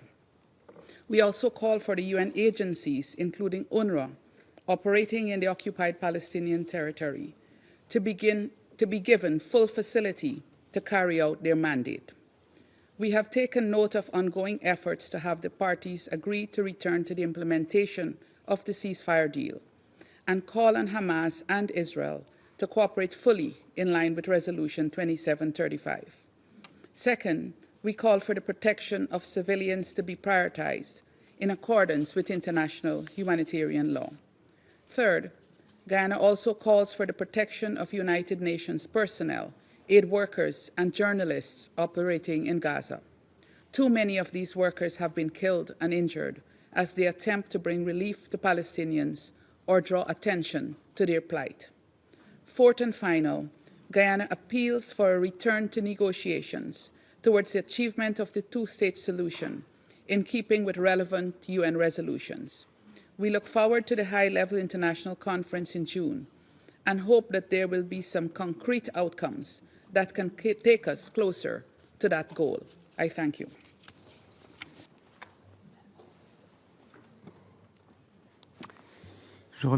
I thank the representative of Guyana. I give the floor to the permanent representative of Denmark. Mr. President, the Middle East continues to face a series of complex and interconnected challenges. It is a region marked by striking dualities of perseverance and instability, but also of progress too often tempered by regression. In recent months, we welcome a new president and government in Lebanon and underlined the need for strengthening the Lebanese armed forces to help secure a permanent ceasefire and promote the state's authority in the country. We have celebrated the collapse of the brutal Assad regime in Syria. While Syria still faces many challenges, the appointment of a transitional government is commendable. Denmark continues to support the Syrian people and calls for an inclusive and Syrian-led political transition process in line with the principles of Resolution 2254. And we've seen a significant weakening of Hamas and Hezbollah throughout the region. These developments offer hope for a more stable and peaceful Middle East. In contrast, we are also observing a series of deeply concerning developments. In Gaza, the humanitarian situation is ever deteriorating, and the ceasefire has collapsed. No humanitarian aid has been allowed into Gaza for almost 2 months due to the complete humanitarian blockade imposed by Israel, cutting 2 million people from basic assistance. Water, electricity, and medical supplies are lacking. We are further alarmed by the recent reports that WPF has depleted all its food stocks in Gaza. Families in Gaza are reporting utter exhaustion for moving numerous times due to Israeli-issued evacuation orders. Mr. President, Israel has experienced extreme trauma following Hamas terrorist attack on October 7 and has the right to defend itself. We'll continue to condemn the brutal terrorist attacks and the ruthless hostage taken by Hamas. We will also continue to remind Israel that it must defend itself within the parameters of international law, including international humanitarian law. We condemn any attacks against humanitarian workers, medical staff, and healthcare facilities. They must be protected in accordance with the parties' obligations under international law. We watch the development in the West Bank with deep concern and urge Israel immediately to halt all settlement expansions on Palestinian land, address the settler violence, and stop the major displacement of civilians. These actions will not lead to more security and stability. They will only fuel the flames of resentment and violence as they undermine the prospects for a two-state solution, which remains the only viable road to a lasting and just peace. Mr. President, the people of the Middle East long for peace.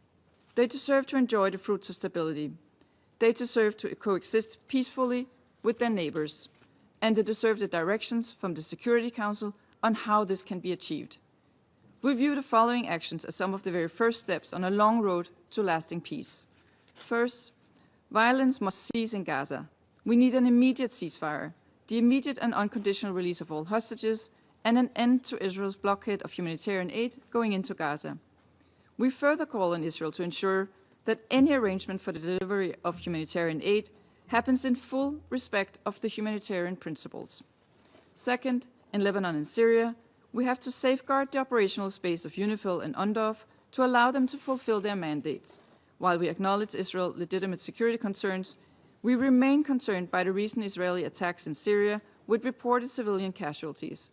Israel must withdraw from the areas of limitation and separation, and equally, Israel must withdraw from southern Lebanon and dismantle any physical obstacles to UNIFIL carrying out its mandate.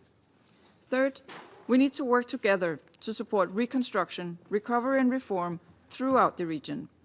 Denmark supports the Arab Plan for Reconstruction of Gaza as a good basis and commend the initiative of France and the Kingdom of Saudi Arabia with the upcoming conference on the implementation of the two-state solution.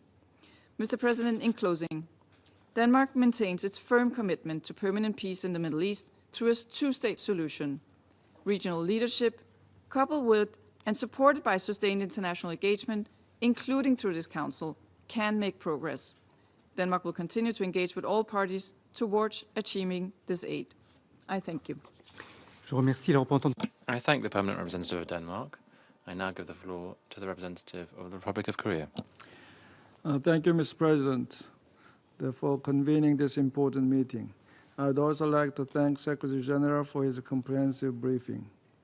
Last week's announcement by the World Food Programme that existing food stocks have been depleted reminds us that the current 8-week blockade of Gaza by Israel cannot be justified.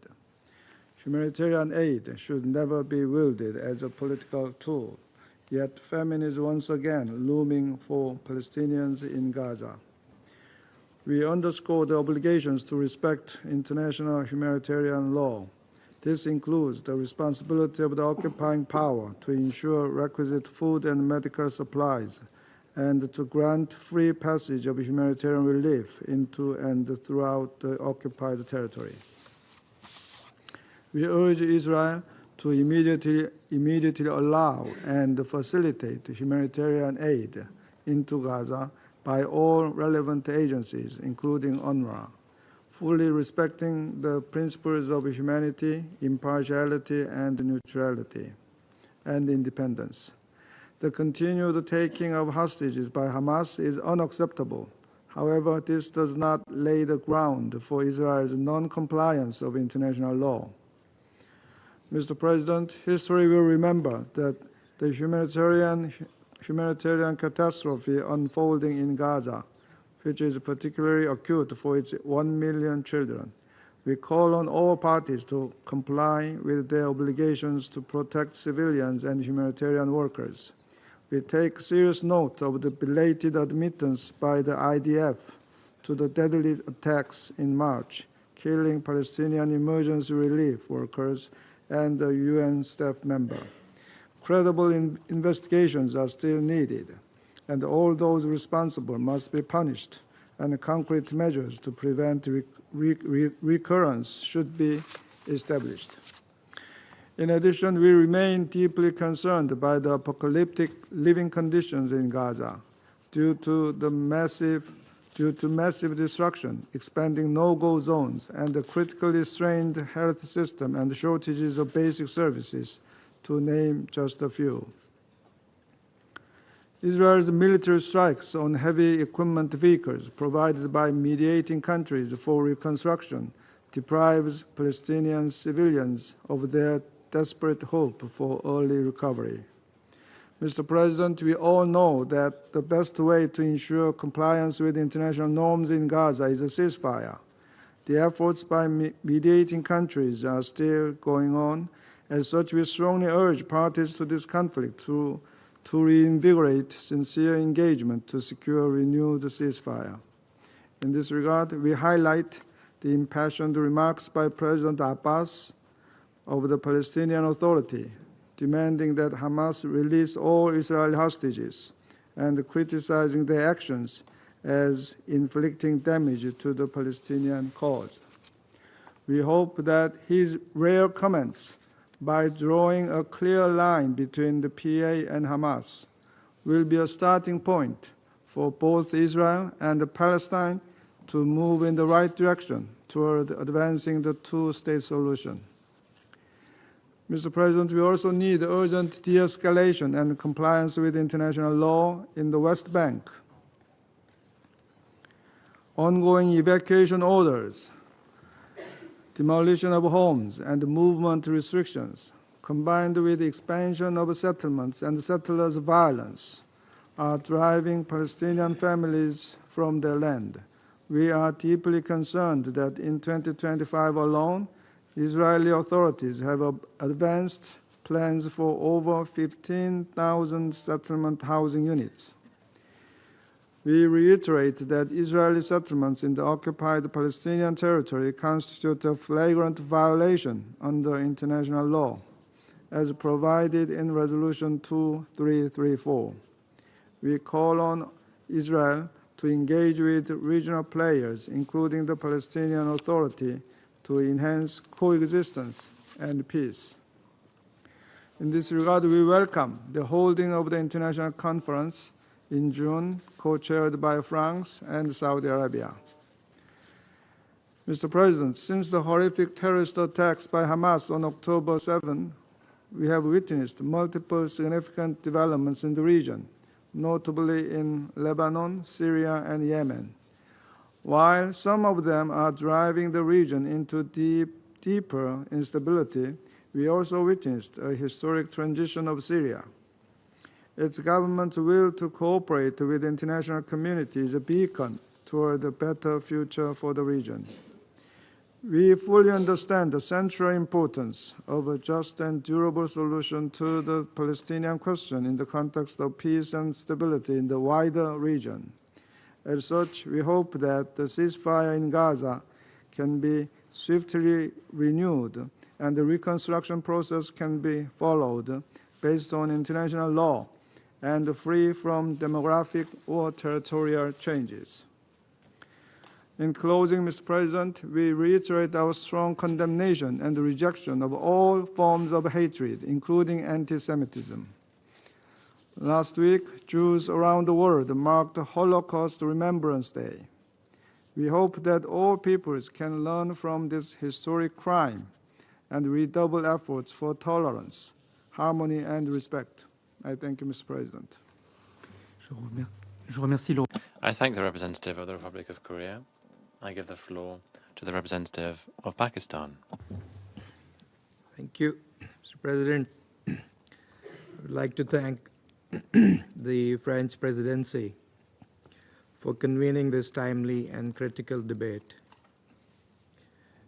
We are also grateful to the Secretary General for his sobering and candid briefing and his clear and urgent recommendations.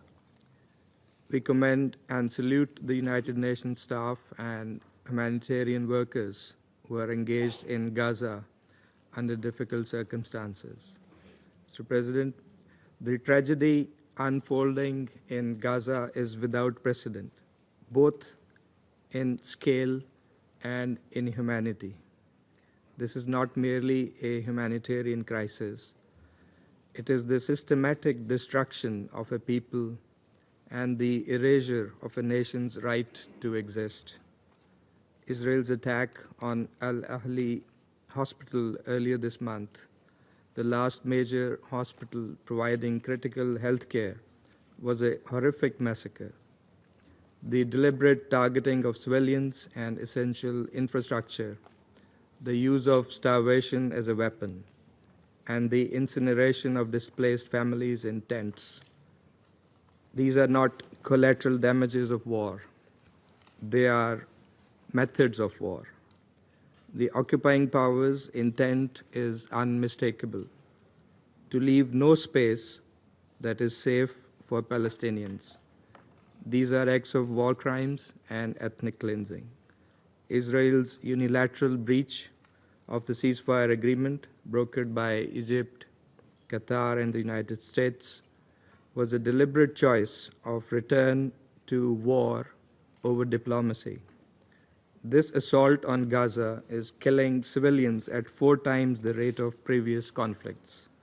Since hostilities resumed, nearly 2,000 more Palestinians have been killed, adding to the staggering death toll of over 52,000, among them more than 17,000 children. For over 7 weeks, Gaza has been under total siege. Food, water, and medicine have been blocked, plunging over 2 million people into famine. The World Food Programme has warned that supplies are exhausted. The United Nations now states plainly, Gaza is not at risk of famine. It is experiencing one. Even humanitarian convoys are being attacked with impunity. There must be accountability for these crimes and blatant violations of international law, including international humanitarian law. In the West Bank, we witness a parallel crisis: forced displacement, relentless settlement expansion, and daily violence. Over 40,000 Palestinians have been uprooted, the largest such displacement since 1967. Meanwhile, Israel continues its illegal annexation and occupation in blatant defiance of international law. Equally alarming and illegal is Israel's deliberate carving up of Gaza, where Israeli army has turned over 30% of Gaza into a so-called security buffer zone. That is unlawful usurpation of Palestinian land under the barrel of the gun. The scope of impunity, Mr. President, does not stop at Gaza or the West Bank. Israel's pattern of illegal actions extends into Lebanon and Syria, violating ceasefires and Security Council resolutions alike. The pattern is clear. As long as the root cause, the illegal occupation of Palestinian and Arab lands, is ignored and not addressed, peace will remain an illusion. Mr. President, in the face of this gloom and devastation, the world must act. The status quo is untenable.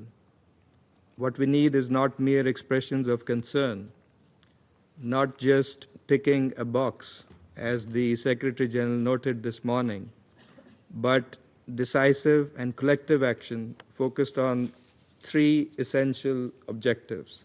First, an immediate and permanent ceasefire. Without a ceasefire, there can be no protection of civilians, no humanitarian relief, no political process. Resolution 2735 must be fully and swiftly implemented. The ceasefire must extend to the West Bank, where violence is escalating. Every day of delay costs innocent lives, and the ceasefire must be permanent, because civilian lives on both sides cannot be negotiated in cycles of violence and destruction. Second, full and unhindered humanitarian access. The blockade of Gaza must be lifted now.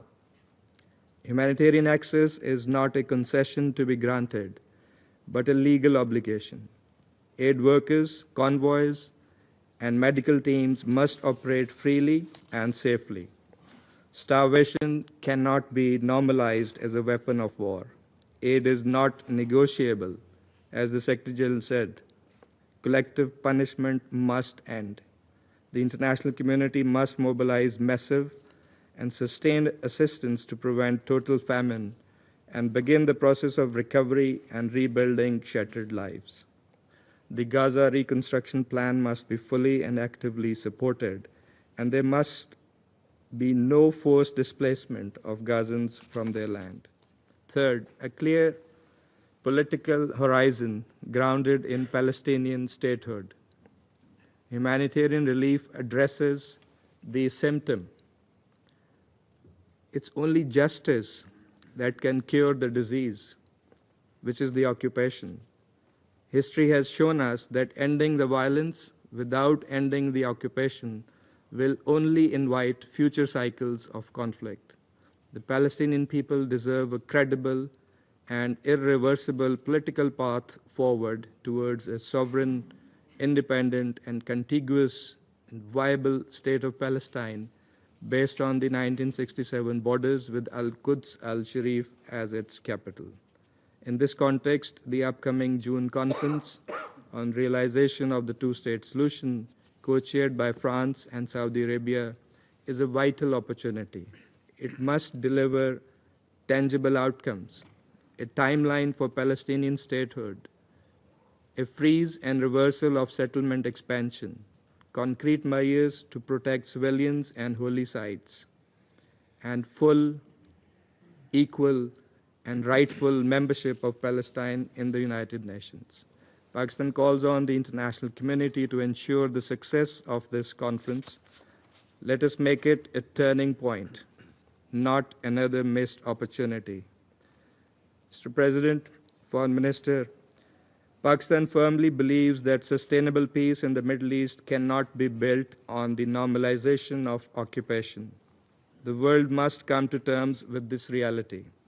75 years of failure have shown one immutable truth. Peace cannot coexist with occupation. Justice cannot thrive under apartheid. And stability cannot take root where millions remain stateless.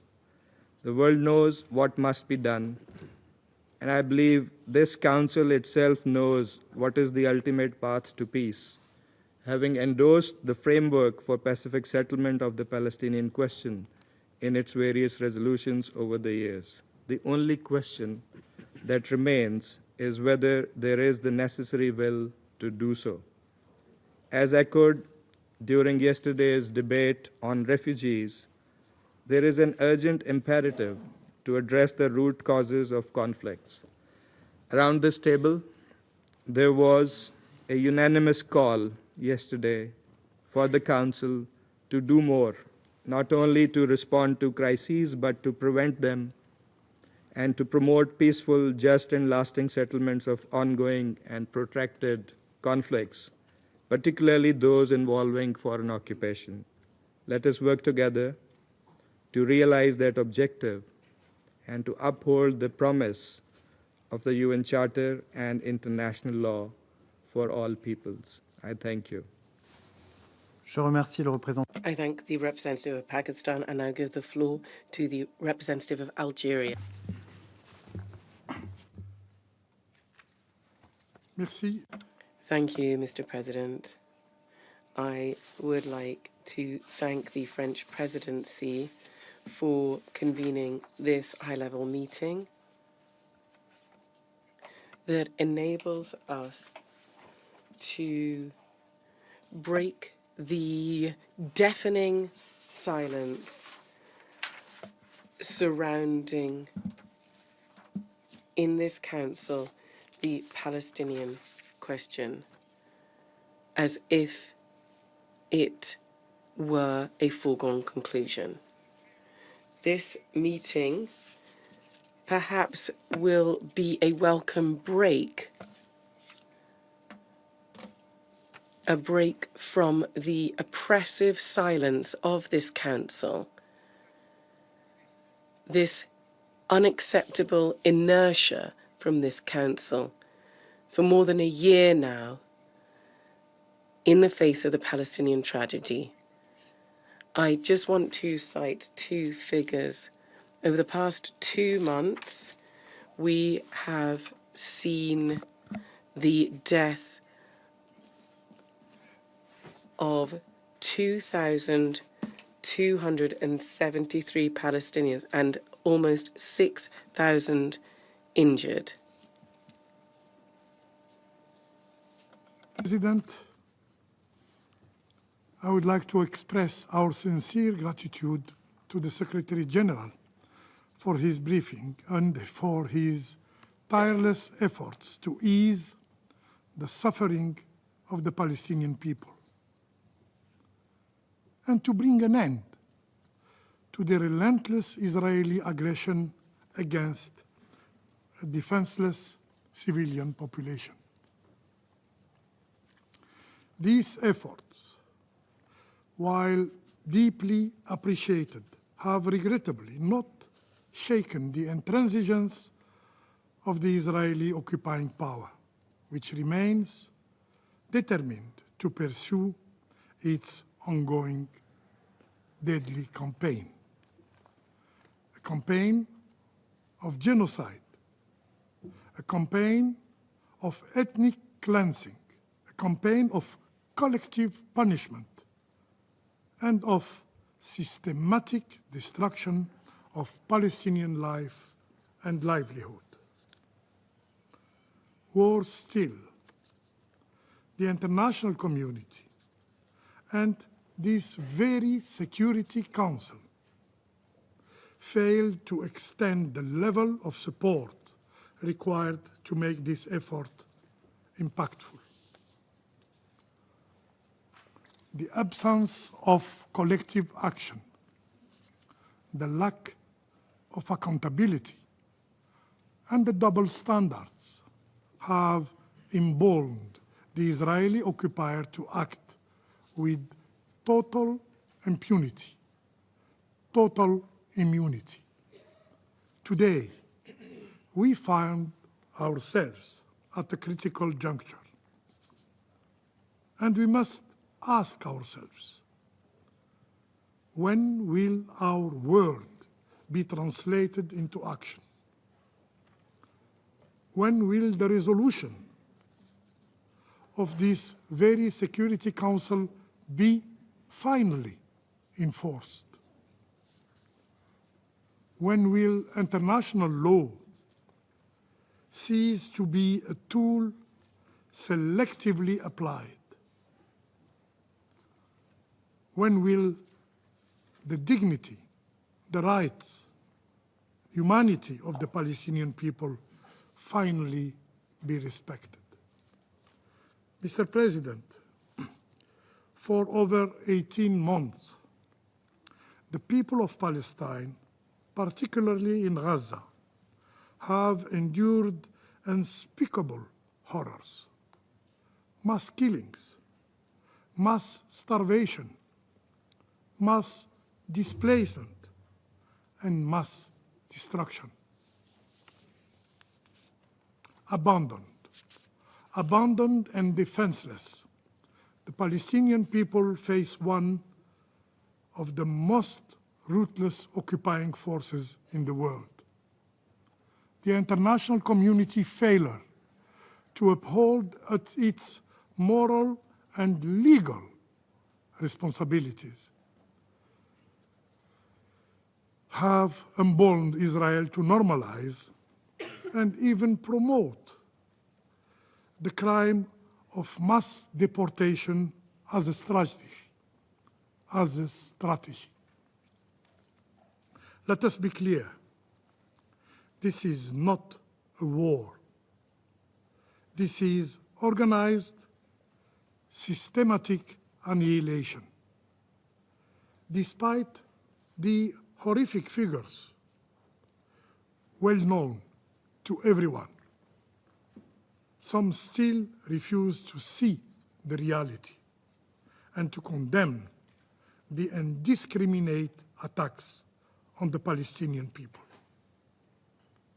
The reality is blatantly reflected in reports from the Office of the UN High Commissioner for Human Rights, which confirm that 36 recent Israeli attacks,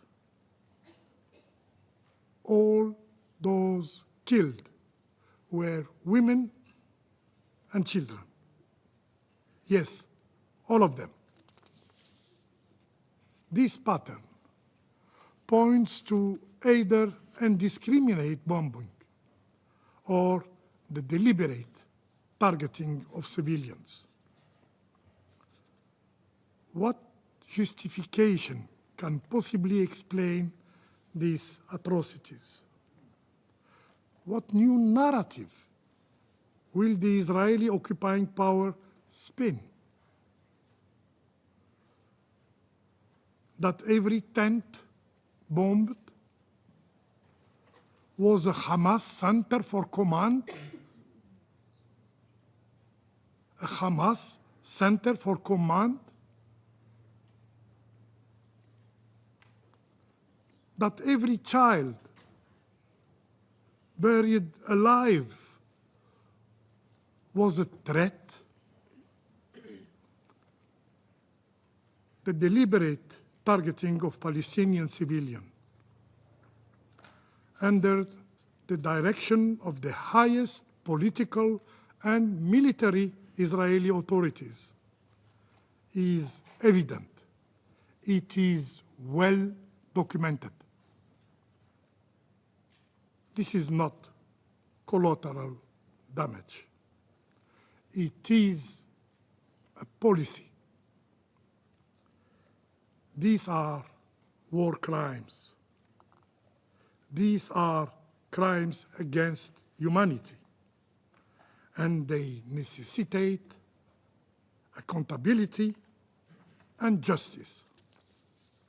Mr. President, international humanitarian organizations confirm that Gaza is experiencing now the worst humanitarian catastrophe since October 2023.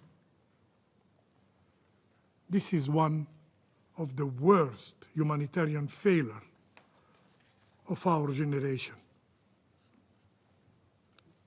of the international community.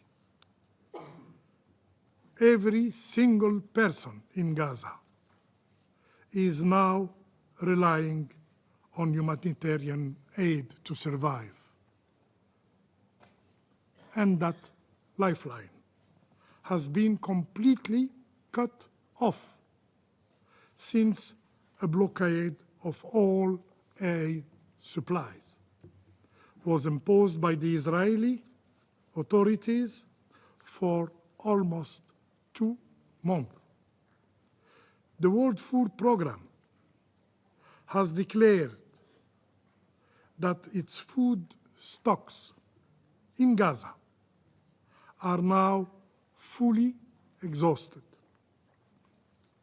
But the Israeli Minister of Defense shamelessly declared that, and I quote, blocking humanitarian aid is an intentional tactic, one of the Israel's pressure tools on Hamas. What kind of world are we living in when the use of starvation as weapon of war is publicly promoted, publicly assumed, and they suffer no consequences? Israeli occupying forces are not fighting a war. They are trying to erase people.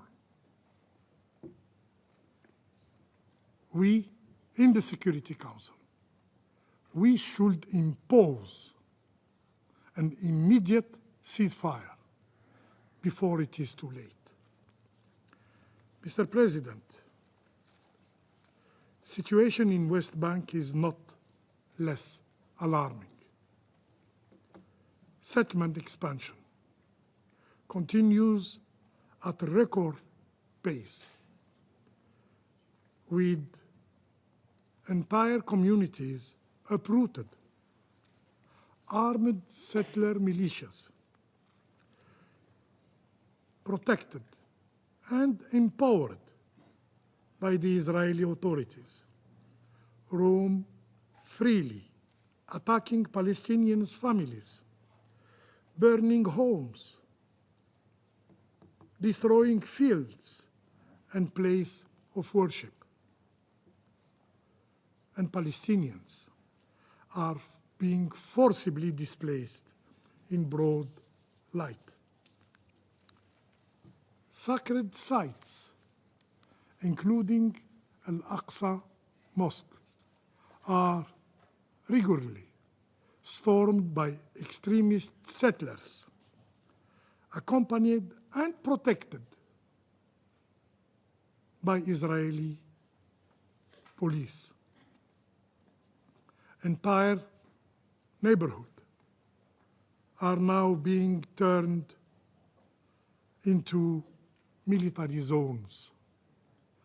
Arbitrary arrests, home demolition, and daily raids have become grim routine in the West Bank. In Jenin, in Nablus, in Khalil, and Tulkarem, Palestinian lives are under constant threat. This is a strategy of domination, a strategy of fragmentation, a strategy of humiliation. The Israeli occupation is trying to suffocate the Palestinian presence,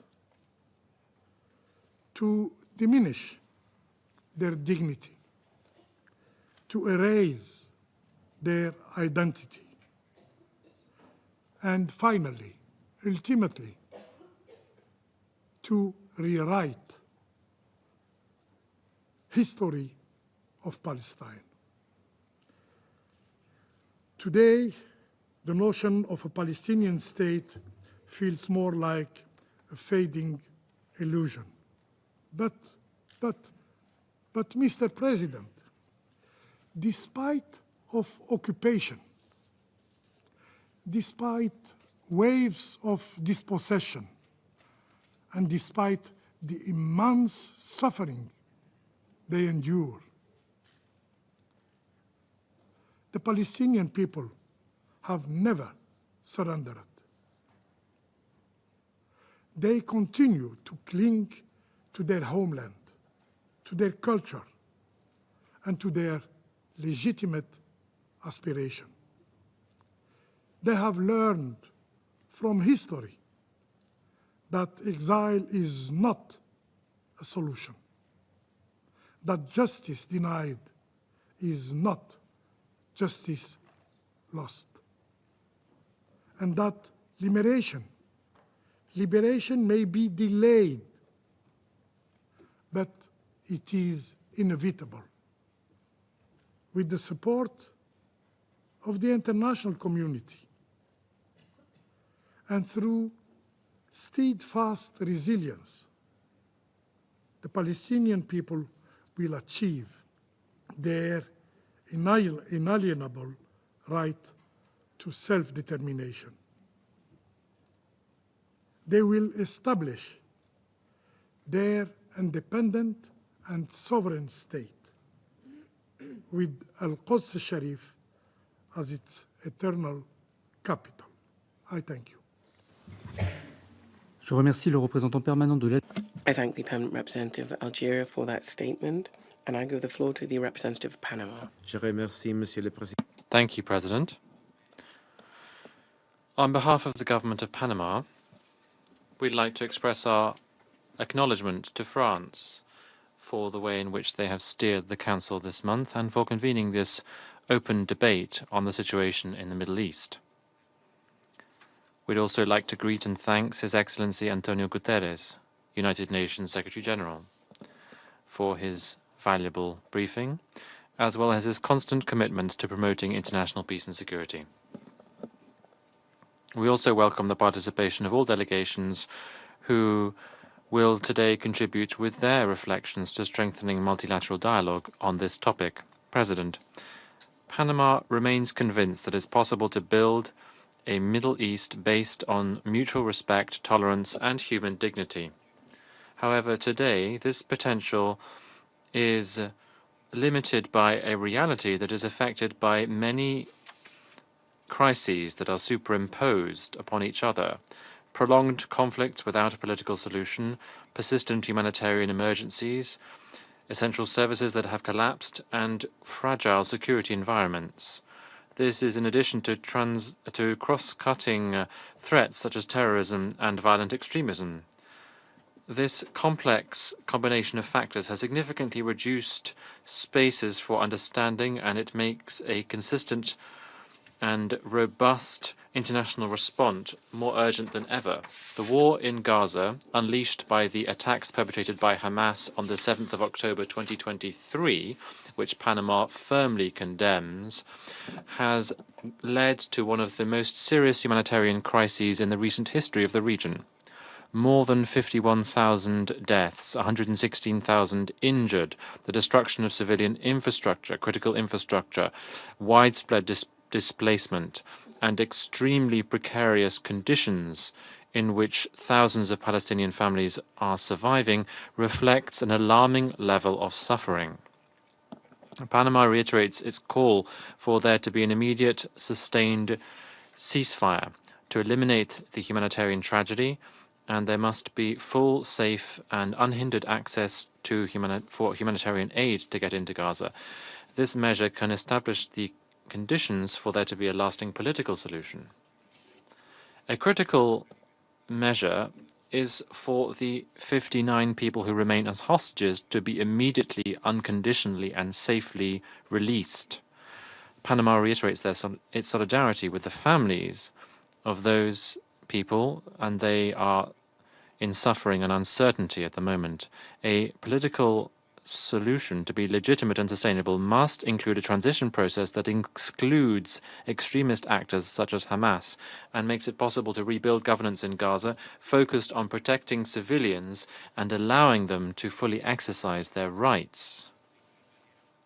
Similarly, protection of humanitarian workers who are risking their lives to protect others must be guaranteed by all and at all times. Panama pays tribute to the hundreds of humanitarian workers who have lost their lives in this conflict. We recognize the commitment of the UN agencies' staff and the staff of NGOs who are operating in extremely difficult conditions to save lives. Their work, as well as the integrity of humanitarian facilities, must be respected and protected by all parties. President, in the West Bank, the situation continues to deteriorate. Recent reports have raised alarms about an environment marked by forced displacement, demolition of houses, restrictions on movement, and an increase in violence. Panama reiterates that any measure on the ground must respect international law, including international humanitarian law, and the relevant resolutions of this Council. We acknowledge the diplomatic efforts geared towards facilitating an effective mediation between the parties, and we encourage them to be strengthened with the support of the United Nations, so as to guarantee that both Israelis and Palestinians can live in peace and security within the internationally recognized borders. The impacts of the conflict in Gaza and the West Bank have intensified the dynamics of confrontation on different fronts in the Middle East. In the south of Lebanon, clashes have led to victims, widespread displacement, and essential infrastructure has been damaged. In spite of the ceasefire that was agreed upon in November last year, there have been constant violations of the truce. Panama takes note of the recent efforts undertaken by the government of Lebanon to contain irregular activities on its territory, including the detention of persons alleged to be linked to launching projectiles towards Israel. In Syria, the situation in the zone of separation remains weak. The skirmishes and violations of the 1974 separation agreement threaten the security of local populations and international staff who are deployed there. The establishment of the new government in Syria in March opens a window of opportunity to move towards an inclusive process which is Syrian-led, in line with the spirit of Resolution 2254. We welcome the agreement reached with Kurdish representatives for the institutional integration in the northeast of the country and the first steps towards a new constitution. We hope that this progress will consolidate with the support of the UN and with a staunch commitment to diversity, justice, and the human rights for all. We support the sovereignty, unity, and territorial integrity both of Lebanon and Syria. These are fundamental principles which are enshrined in the United Nations Charter. We're also strong supporters of the work of UNIFIL and UNDOF. These missions are critical to preserve stability, to avoid any further escalation, and to facilitate conditions for dialogue. Their freedom of movement and security must be guaranteed, strictly adhering to their respective mandates. On a different tack, Yemen is a critical area where regional tensions are ratcheting up. Last year, attacks on commercial vessels in the Red Sea intensified in hostility and led to devastating collateral impacts on civilians. This has meant that more than 2/3 of the people of Yemen are in need of urgent humanitarian assistance. We once again stress the need for the humanitarian personnel detained by the Houthis to be immediately released, and diplomatic efforts to reach a cessation of hostilities and a sustainable political solution need to resume without further delay. We once again condemn the attacks against civilian vessels which affect international maritime security, which interrupt supply chains and make it more difficult for humanitarian aid to be delivered.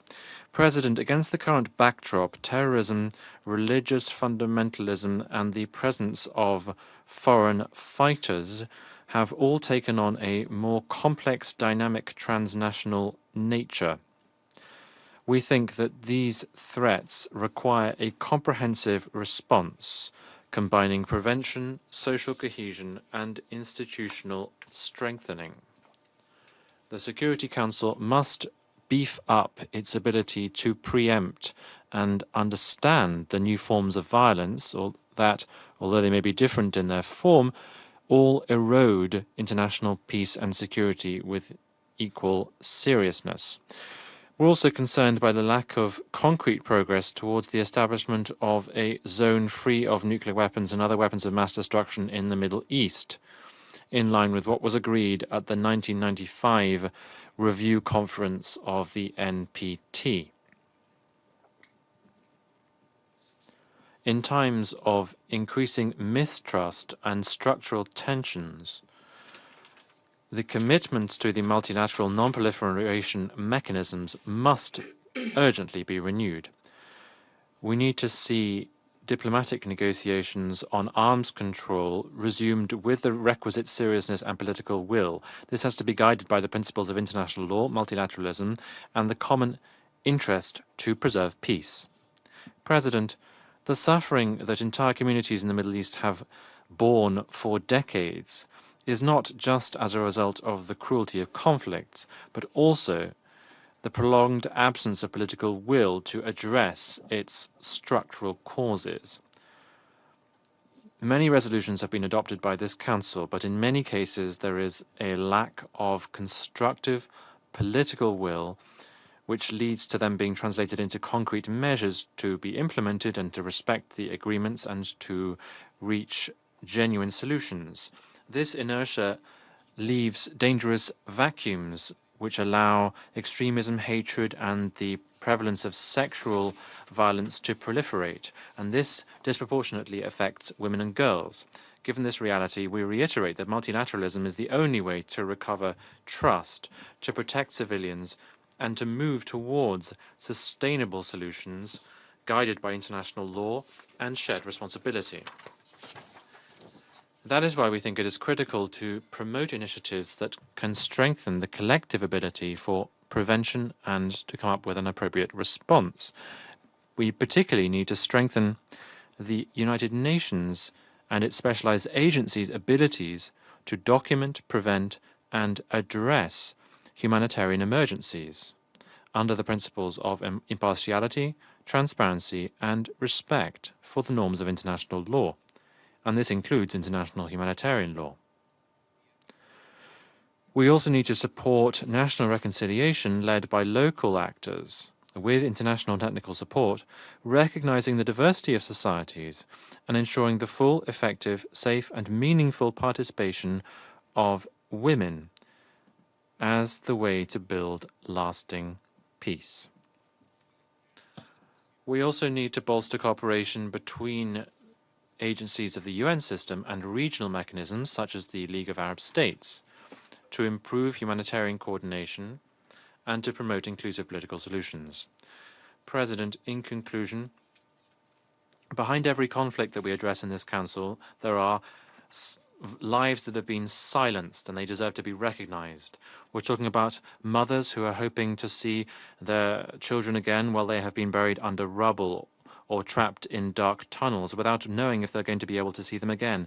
Children who, if they ever are able to go back to school, will no longer find their playmates again because they were victims of violence, because they spoke a different language, because they professed a different faith, or because they belonged to a different ethnic minority.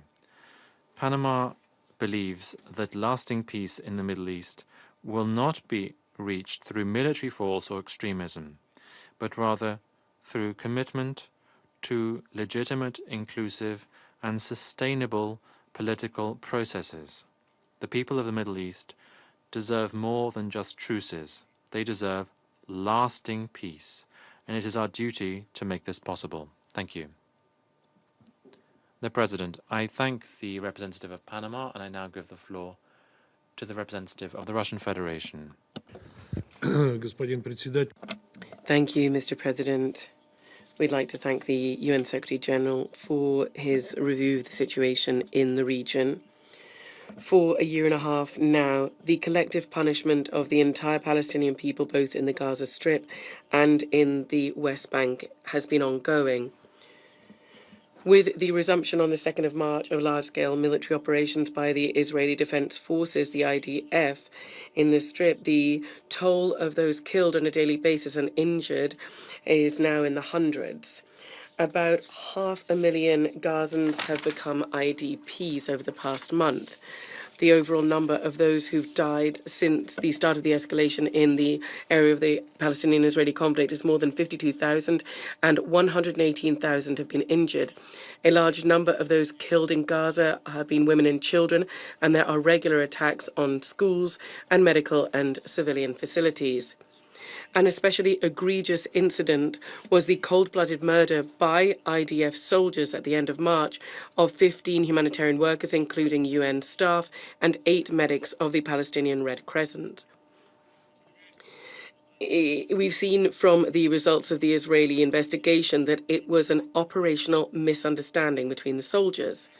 However, when attempting to justify the actions of their soldiers, the Israeli leadership initially assured the entire international community that the flashing lights on the ambulances were switched off. This was proven by the video recording from the phone of one of the doctors who were killed not to be true.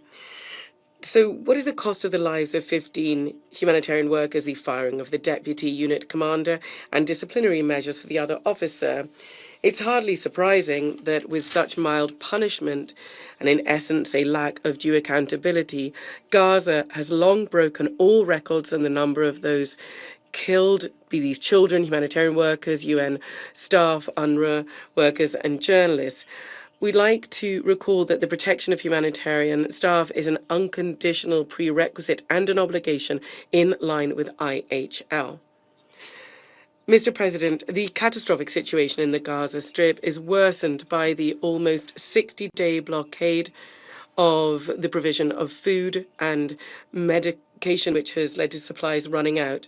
This is despite the fact that 3,000 UNRWA trucks with humanitarian assistance are ready to enter the Strip.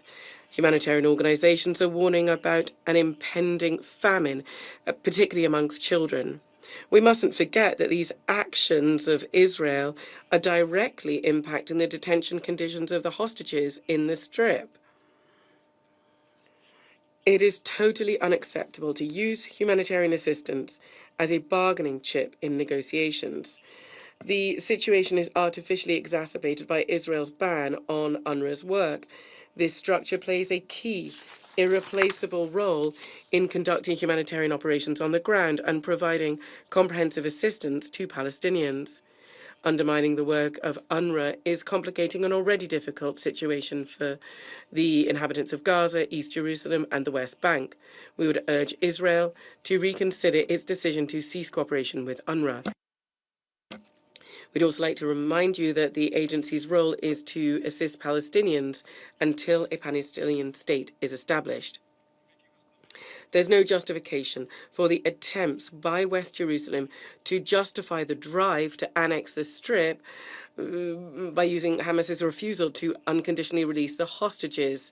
The recent statement of the Israeli Prime Minister, Mr. Netanyahu, to maintain military control over Gaza and to prevent establishing a Palestinian administration there is also along the same lines. Essentially, we're talking about a de facto rejection of this two-state model for a peaceful settlement of the Palestinian-Israeli conflict and the dismantling of the international legal bases for the Middle East settlement. And this is something that the Secretary General pointed out today. Something that is part of this logic is the ongoing West Bank Iron Wall operation covering Jenin, Tulkram, and a number of other communities. From the 7th of October 2023, about 16,000 Palestinians have been detained. The number of Palestinians who fled their homes in the West Bank is unprecedented since 1967. There's ongoing record settlement building from December 2024 to the middle of March 2025. 10,600 housing units have been built or approved in the West Bank and East Jerusalem, and there's been retroactive authorization of 13 blocks, and 850 new checkpoints have been set up. This de facto draws a line under the possibility of establishing a viable territorially contiguous Palestinian state. Mr. Minister, against this extremely pessimistic picture, there was a glimmer of hope in the words of the Prime Minister of Qatar regarding a degree of progress in negotiations between Israel and Hamas on a ceasefire. A renewed agreement would continue the work to stabilize the humanitarian situation in Gaza and to return IDPs, who now number millions, and to rebuild the Strip. This is the only chance to reunite those Israeli hostages who are still in the Strip with their families. I'd like to remind you that a large number of them were released precisely during a ceasefire and not during military operations. I'd like to confirm our fundamental, unwavering support in favor of a swift and unconditional ceasefire and the release of all forcibly detained persons, the provision of safe and unhindered access, and the relaunch of the peace process on a two-state solution basis that would ensure the realization of the legitimate aspirations of the Palestinian people. The ultimate aim here is to establish an independent Palestinian state within the 1967 borders, with East Jerusalem as the capital, coexisting in peace and security with Israel. A solution to the Palestinian problem is the key to stabilization in the entire Middle East, banking on force and establishing buffer zones that we've seen not only in the OPT but also in southern Lebanon and in Syria. This will not lead to establishing a long-term, lasting peace in the region, but rather to a freezing of the conflict potential for decades to come and a guarantee of outbreaks in the future. properly taking into consideration and respecting the interests of countries in the region, and promoting diplomacy and negotiations alone can help to overcome this dangerous trend and break the vicious cycle of violence. We are prepared to support any efforts of the UN Security Council to return to a peaceful settlement in the area of the Palestinian-Israeli conflict. A particular role here should be played by the Arab group, whose position regarding possible practical steps from the Council is one we unfailingly are guided by. We are prepared to work with all parties, sharing our desire to achieve a fair, long-term and lasting peace in the entire Middle East. Thank you very much. Je remercie le représentant de la Fédération. I thank the representative of the Russian Federation. I now give the floor to the Minister for Foreign Affairs of the Syrian Arab Republic. Sayyid al-Rais. Mr. President, Your Excellencies, Member of the Security Council, Your Excellencies, ladies and gentlemen, Syria is not an island isolated from its environment, but is an integral part of the region's fabric. Our stability, our security cannot be separated from the security, stability, and prosperity of our neighbors. Violence and turbulences in any country do not stop at that country's borders. They transcend them to spread instability and create waves of displacement and extremism everywhere. We reject any force or any policy that threatens peace or endanger the lives and livelihood of people in our region. Since our liberation on the 8th of December 2024, the Syrian people had proved what can be achieved through national will and popular unity, even when the doors of international justice are closed. We have faced for 14 years systematic killing, systematic torture, and repression that continued for more than half a century. When this council failed to act, and there were several cases of vetoes that prevented the delivery of life-saving assistance, the Syrians decided to take their destiny into their own hands. We created an interim government that encompasses individuals who are highly competent and representatives of all the components of the Syrian society. This government has garnered recently unanimous support from the UN Human Rights Council. Mr. President, we have succeeded in unifying the former military factions despite the tremendous challenges within the framework of a common constitutional declaration and a genuine reform program. In the first national inclusive dialogue of its kind, more than 1,000 Syrians gathered to discuss the most prominent issues that affect the future of our country. We will soon launch a commission for transitional justice and an independent commission for the fate of the missing, in line also and in addition to our partnership with the OPCW to identify and destroy the remaining arsenal of the previous regime. We are also collaborating with the IIIM and other organizations concerned with justice to document the crimes and find the best ways to achieve justice and accountability and prevent recurrence of violations. Mr. President, these steps have a year ago were thought to be impossible. Yet today they are a reality. And despite that, our national work is subjected to real threat in the form of the Israeli repeated airstrikes that violate our space and our sovereignty.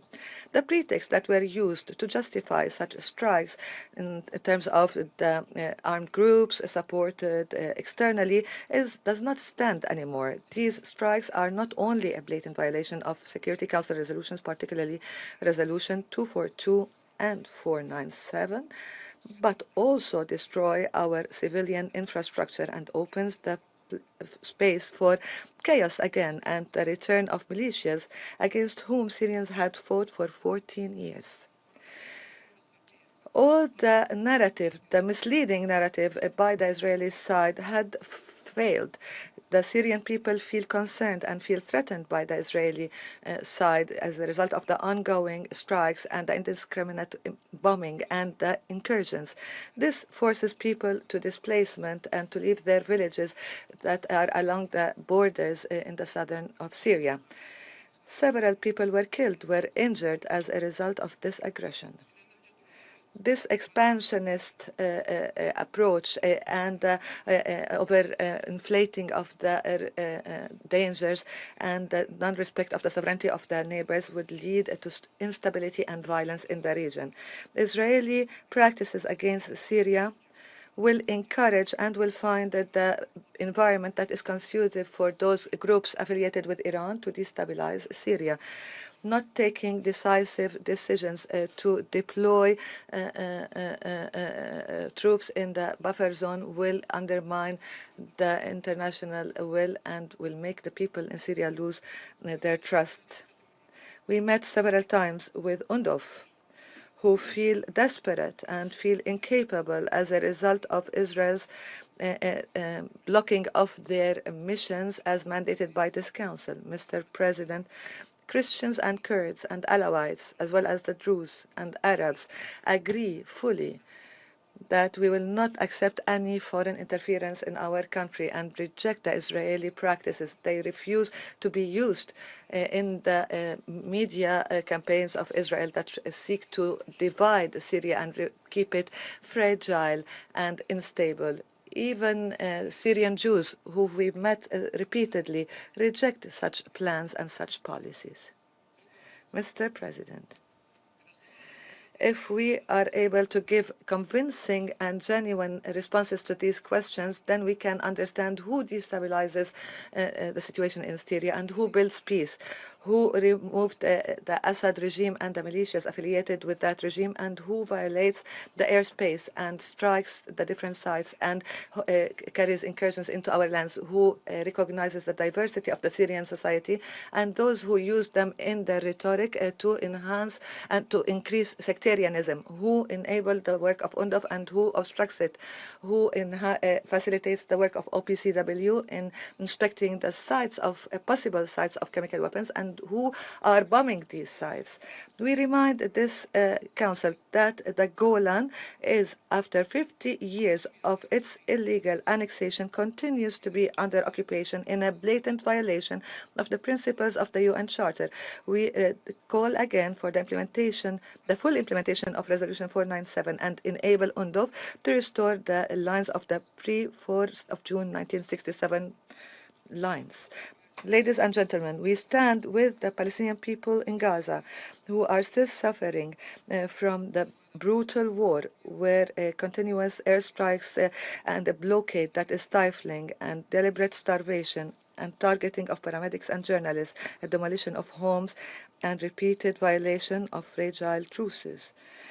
These violations do not cause a humanitarian catastrophe or tragedy alone, but also feed into a cycle of instability in the region as a whole. From this platform, we would like to call for an immediate ceasefire to protect the civilians and ensure unobstructed access and delivery of humanitarian aid. Mr. President, within our borders, we worked seriously on dismantling Coptagon networks that threatened the communities in neighboring countries. We started to rebuild the roads, the ports, and the railways to enable trade and trade integration. Our objective is clear: to transfer those areas devastated by war to economic corridors that are of benefit to all countries in the region. The return of refugees is also crucial in our recovery efforts. Syria, before anything, will be built by its citizens. But the Syrians will not return to the debris or to an environment that is stifled by sanctions. The restrictions imposed on Syria that were imposed as a response to the violence of the previous regime are now punishing the victims of that regime and prevent them from accessing materials, financing, and necessary services for reconstruction. Therefore, we call upon this Council and the international community as a whole to lift these sanctions and enable Syrians abroad to return in a dignified and voluntary and safe manner. Mr. President, genuine peace cannot be built behind walls and cannot be protected within closed borders. Our security is not separate from the security of our neighbors, and no country can guarantee the safety of its people while threatening the sovereignty of other people. This Council has a historic responsibility and a real opportunity to support the recovery of Syria and the stability of the region as a whole. We call that you support mechanisms that achieve and realize justice for all victims, and we call upon you to develop a clear, coordinated joint vision for reconstruction and opening trade corridors and guarantee a safe and dignified return for the refugees. Let's replace vetoes with wisdom, strikes with dialogue and meetings, sanctions with support and joint solidarity. Only then every citizen in Damascus, Ramallah, Quneitra, and Gaza would live in peace, in dignity and hope. Thank you, Mr. President. Son Excellence, Monsieur Al-Shibet. Thank you very much for your statement. I now give the floor to His Excellency Mr. Nuno Sampaio, Deputy Minister for Foreign Affairs and Cooperation of Portugal. Mr. President, Excellencies, let me start by strongly welcoming France's decision to elevate this open debate to ministerial level. The situation in Gaza continues to deserve our full attention and our best endeavors to put an end to the war, to stop civilian casualties, and to see the unconditional release of all hostages and to resume full and independent humanitarian access and deliveries. On Lebanon, we must continue our support to the new government in its aim to strengthening state institutions. In this vein, it is critical to fully implement the terms of the 27 November 2024 ceasefire agreement and Security Council Resolution 1701. Regarding Syria, we stress the importance of a peaceful and inclusive political transition, protecting all Syrians, regardless of ethnicity or religious background, in line with the principles of the Resolution 2254, and free from harmful foreign interference. Challenges are massive, namely on the humanitarian and economic fronts. Therefore, Portugal announced recently another financial contribution to Syria during the 9th Brussels Donors Conference. Both Lebanese and Syrian peoples deserve peace and full respect for their country's territorial integrity, unity, and sovereignty. Mr. President, concerning Gaza, a return to the ceasefire is the most urgent priority, hand in hand with the resumption of the humanitarian aid without impediments. The current situation in Gaza and in the West Bank has a spillover effect for all the Middle East. Ending the war in Gaza is our pressing priority. We underline the terrible humanitarian conditions people are facing in the Gaza Strip, which are worse than ever and increasing desperate. We strongly regret the failure to secure the necessary transition to the second phase of the ceasefire as agreed open between the parties. Portugal calls for the immediate halt on all hostilities and the resumption of negotiations to implement the second phase of the agreed ceasefire. We greatly value and fully support the mediators' efforts, namely Qatar, Egypt, and the United States, in facilitating negotiations. The mediators' role is crucial when tensions and radicalization threaten to hijack a political and peaceful solution to the conflict. Mr. President, the collective political commitment to resolve the Palestinian question based on the two-state solution is yet to be materialized. The right of self-determination by the Palestinian people remains an urgent common goal. We commend France and Saudi Arabia for organizing a high-level international conference for the peaceful settlement of the question of Palestine and the implementation of the two-state solution, which will be held in June. This conference allows us a valuable window of opportunity which merits our full commitment towards its success. Portugal stands ready to work with the co-sponsors and contribute to the two-state solution, which we fully support, and as the only viable long-term solution for peace in the region and to the end the conflict. There is no plan B. To enable a serious discussion on the two-state solution, we must have a ceasefire and the duly empowered Palestinian Authority, allowing for its further political contribution towards a peaceful political solution to the conflict, namely through its role on the ground as a factor of stabilization. Furthermore, UNRWA remains irreplaceable with a key role in ensuring stability on the ground. We welcome the recent appointment of Mr. Jan Martin as head of the strategic assessment of the agency. The international community must continue its efforts to safeguard actors such as UNRWA and the PA, which remain firm in their commitment to a peaceful solution to end this conflict. Mr. President, in conclusion, without a political process, there will be no peace in the region.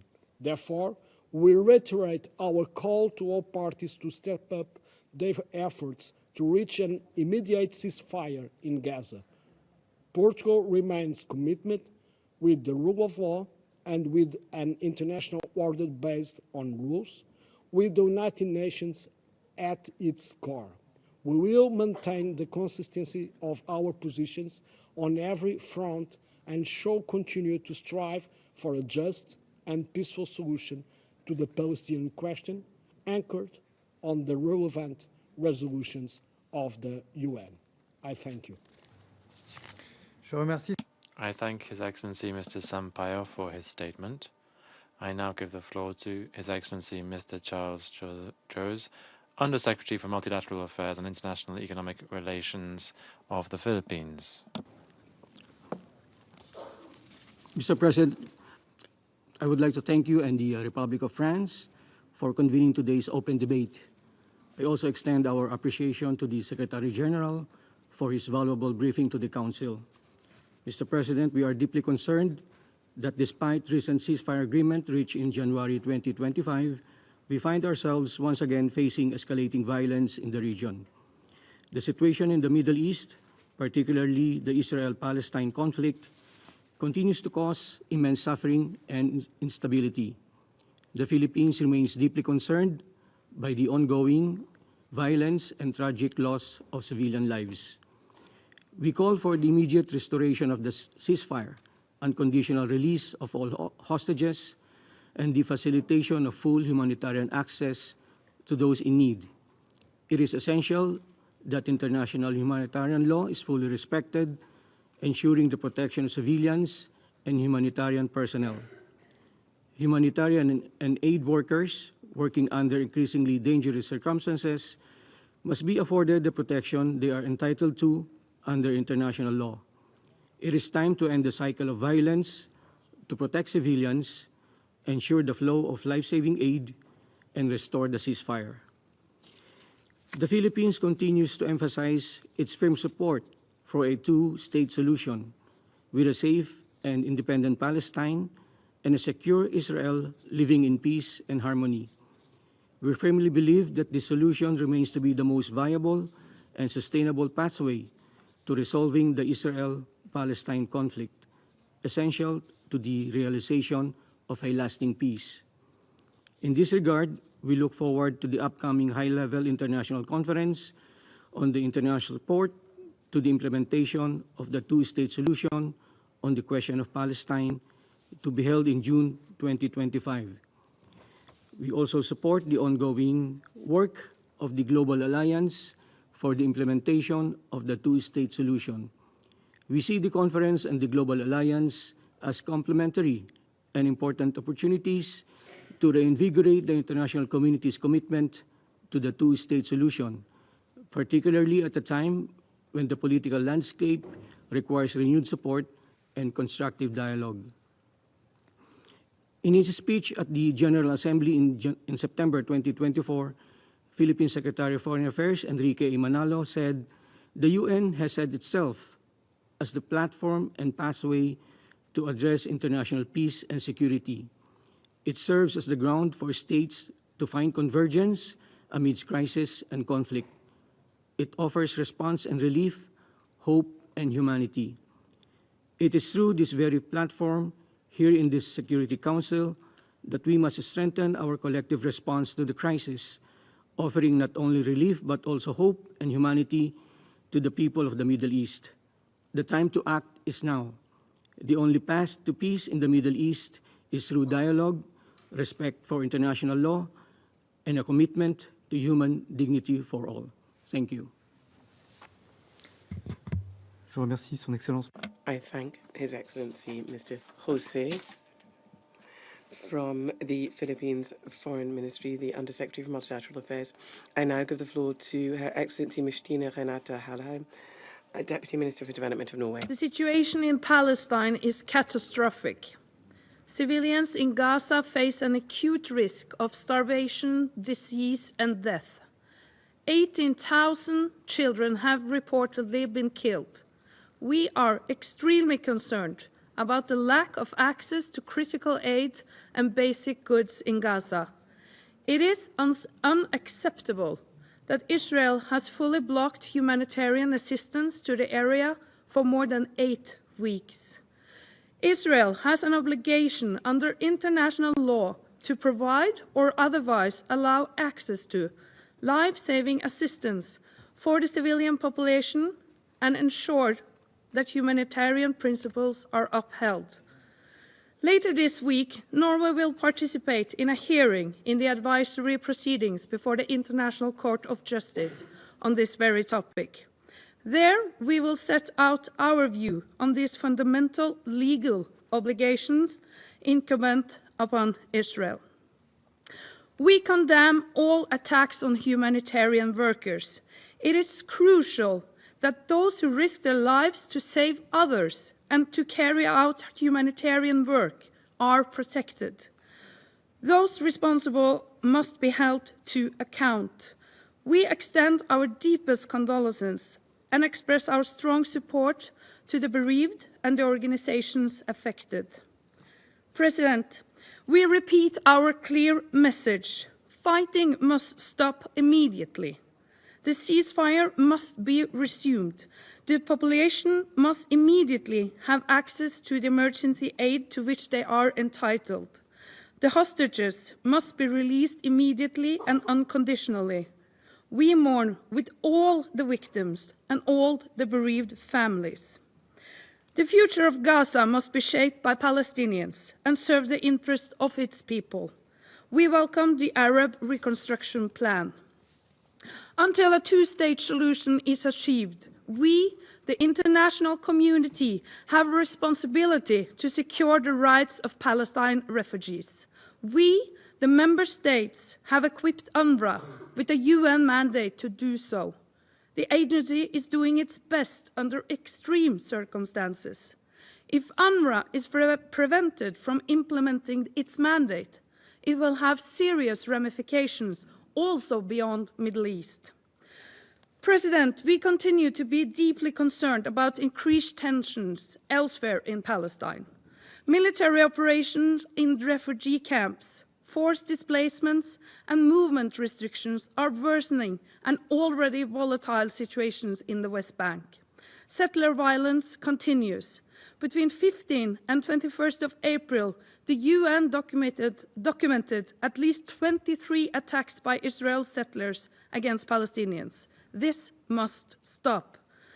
As has been underscored in this Council again and again, reaching a sustainable two-state solution is a prerequisite for peace and security for Palestinians and Israelis alike.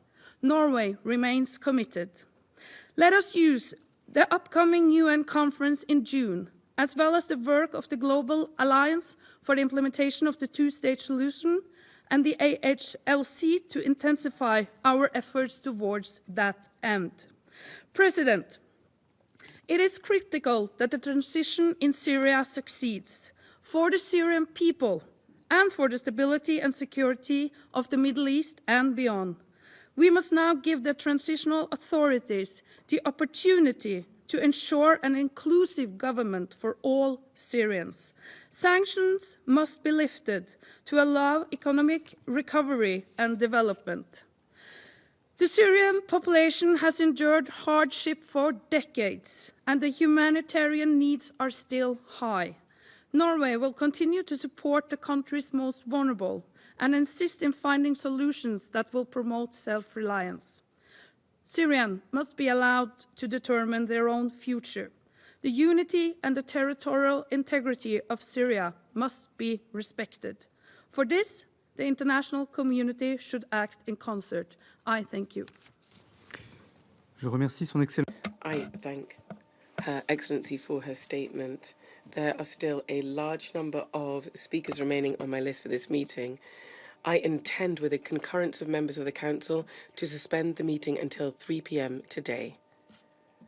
The meeting is suspended, it is so decided.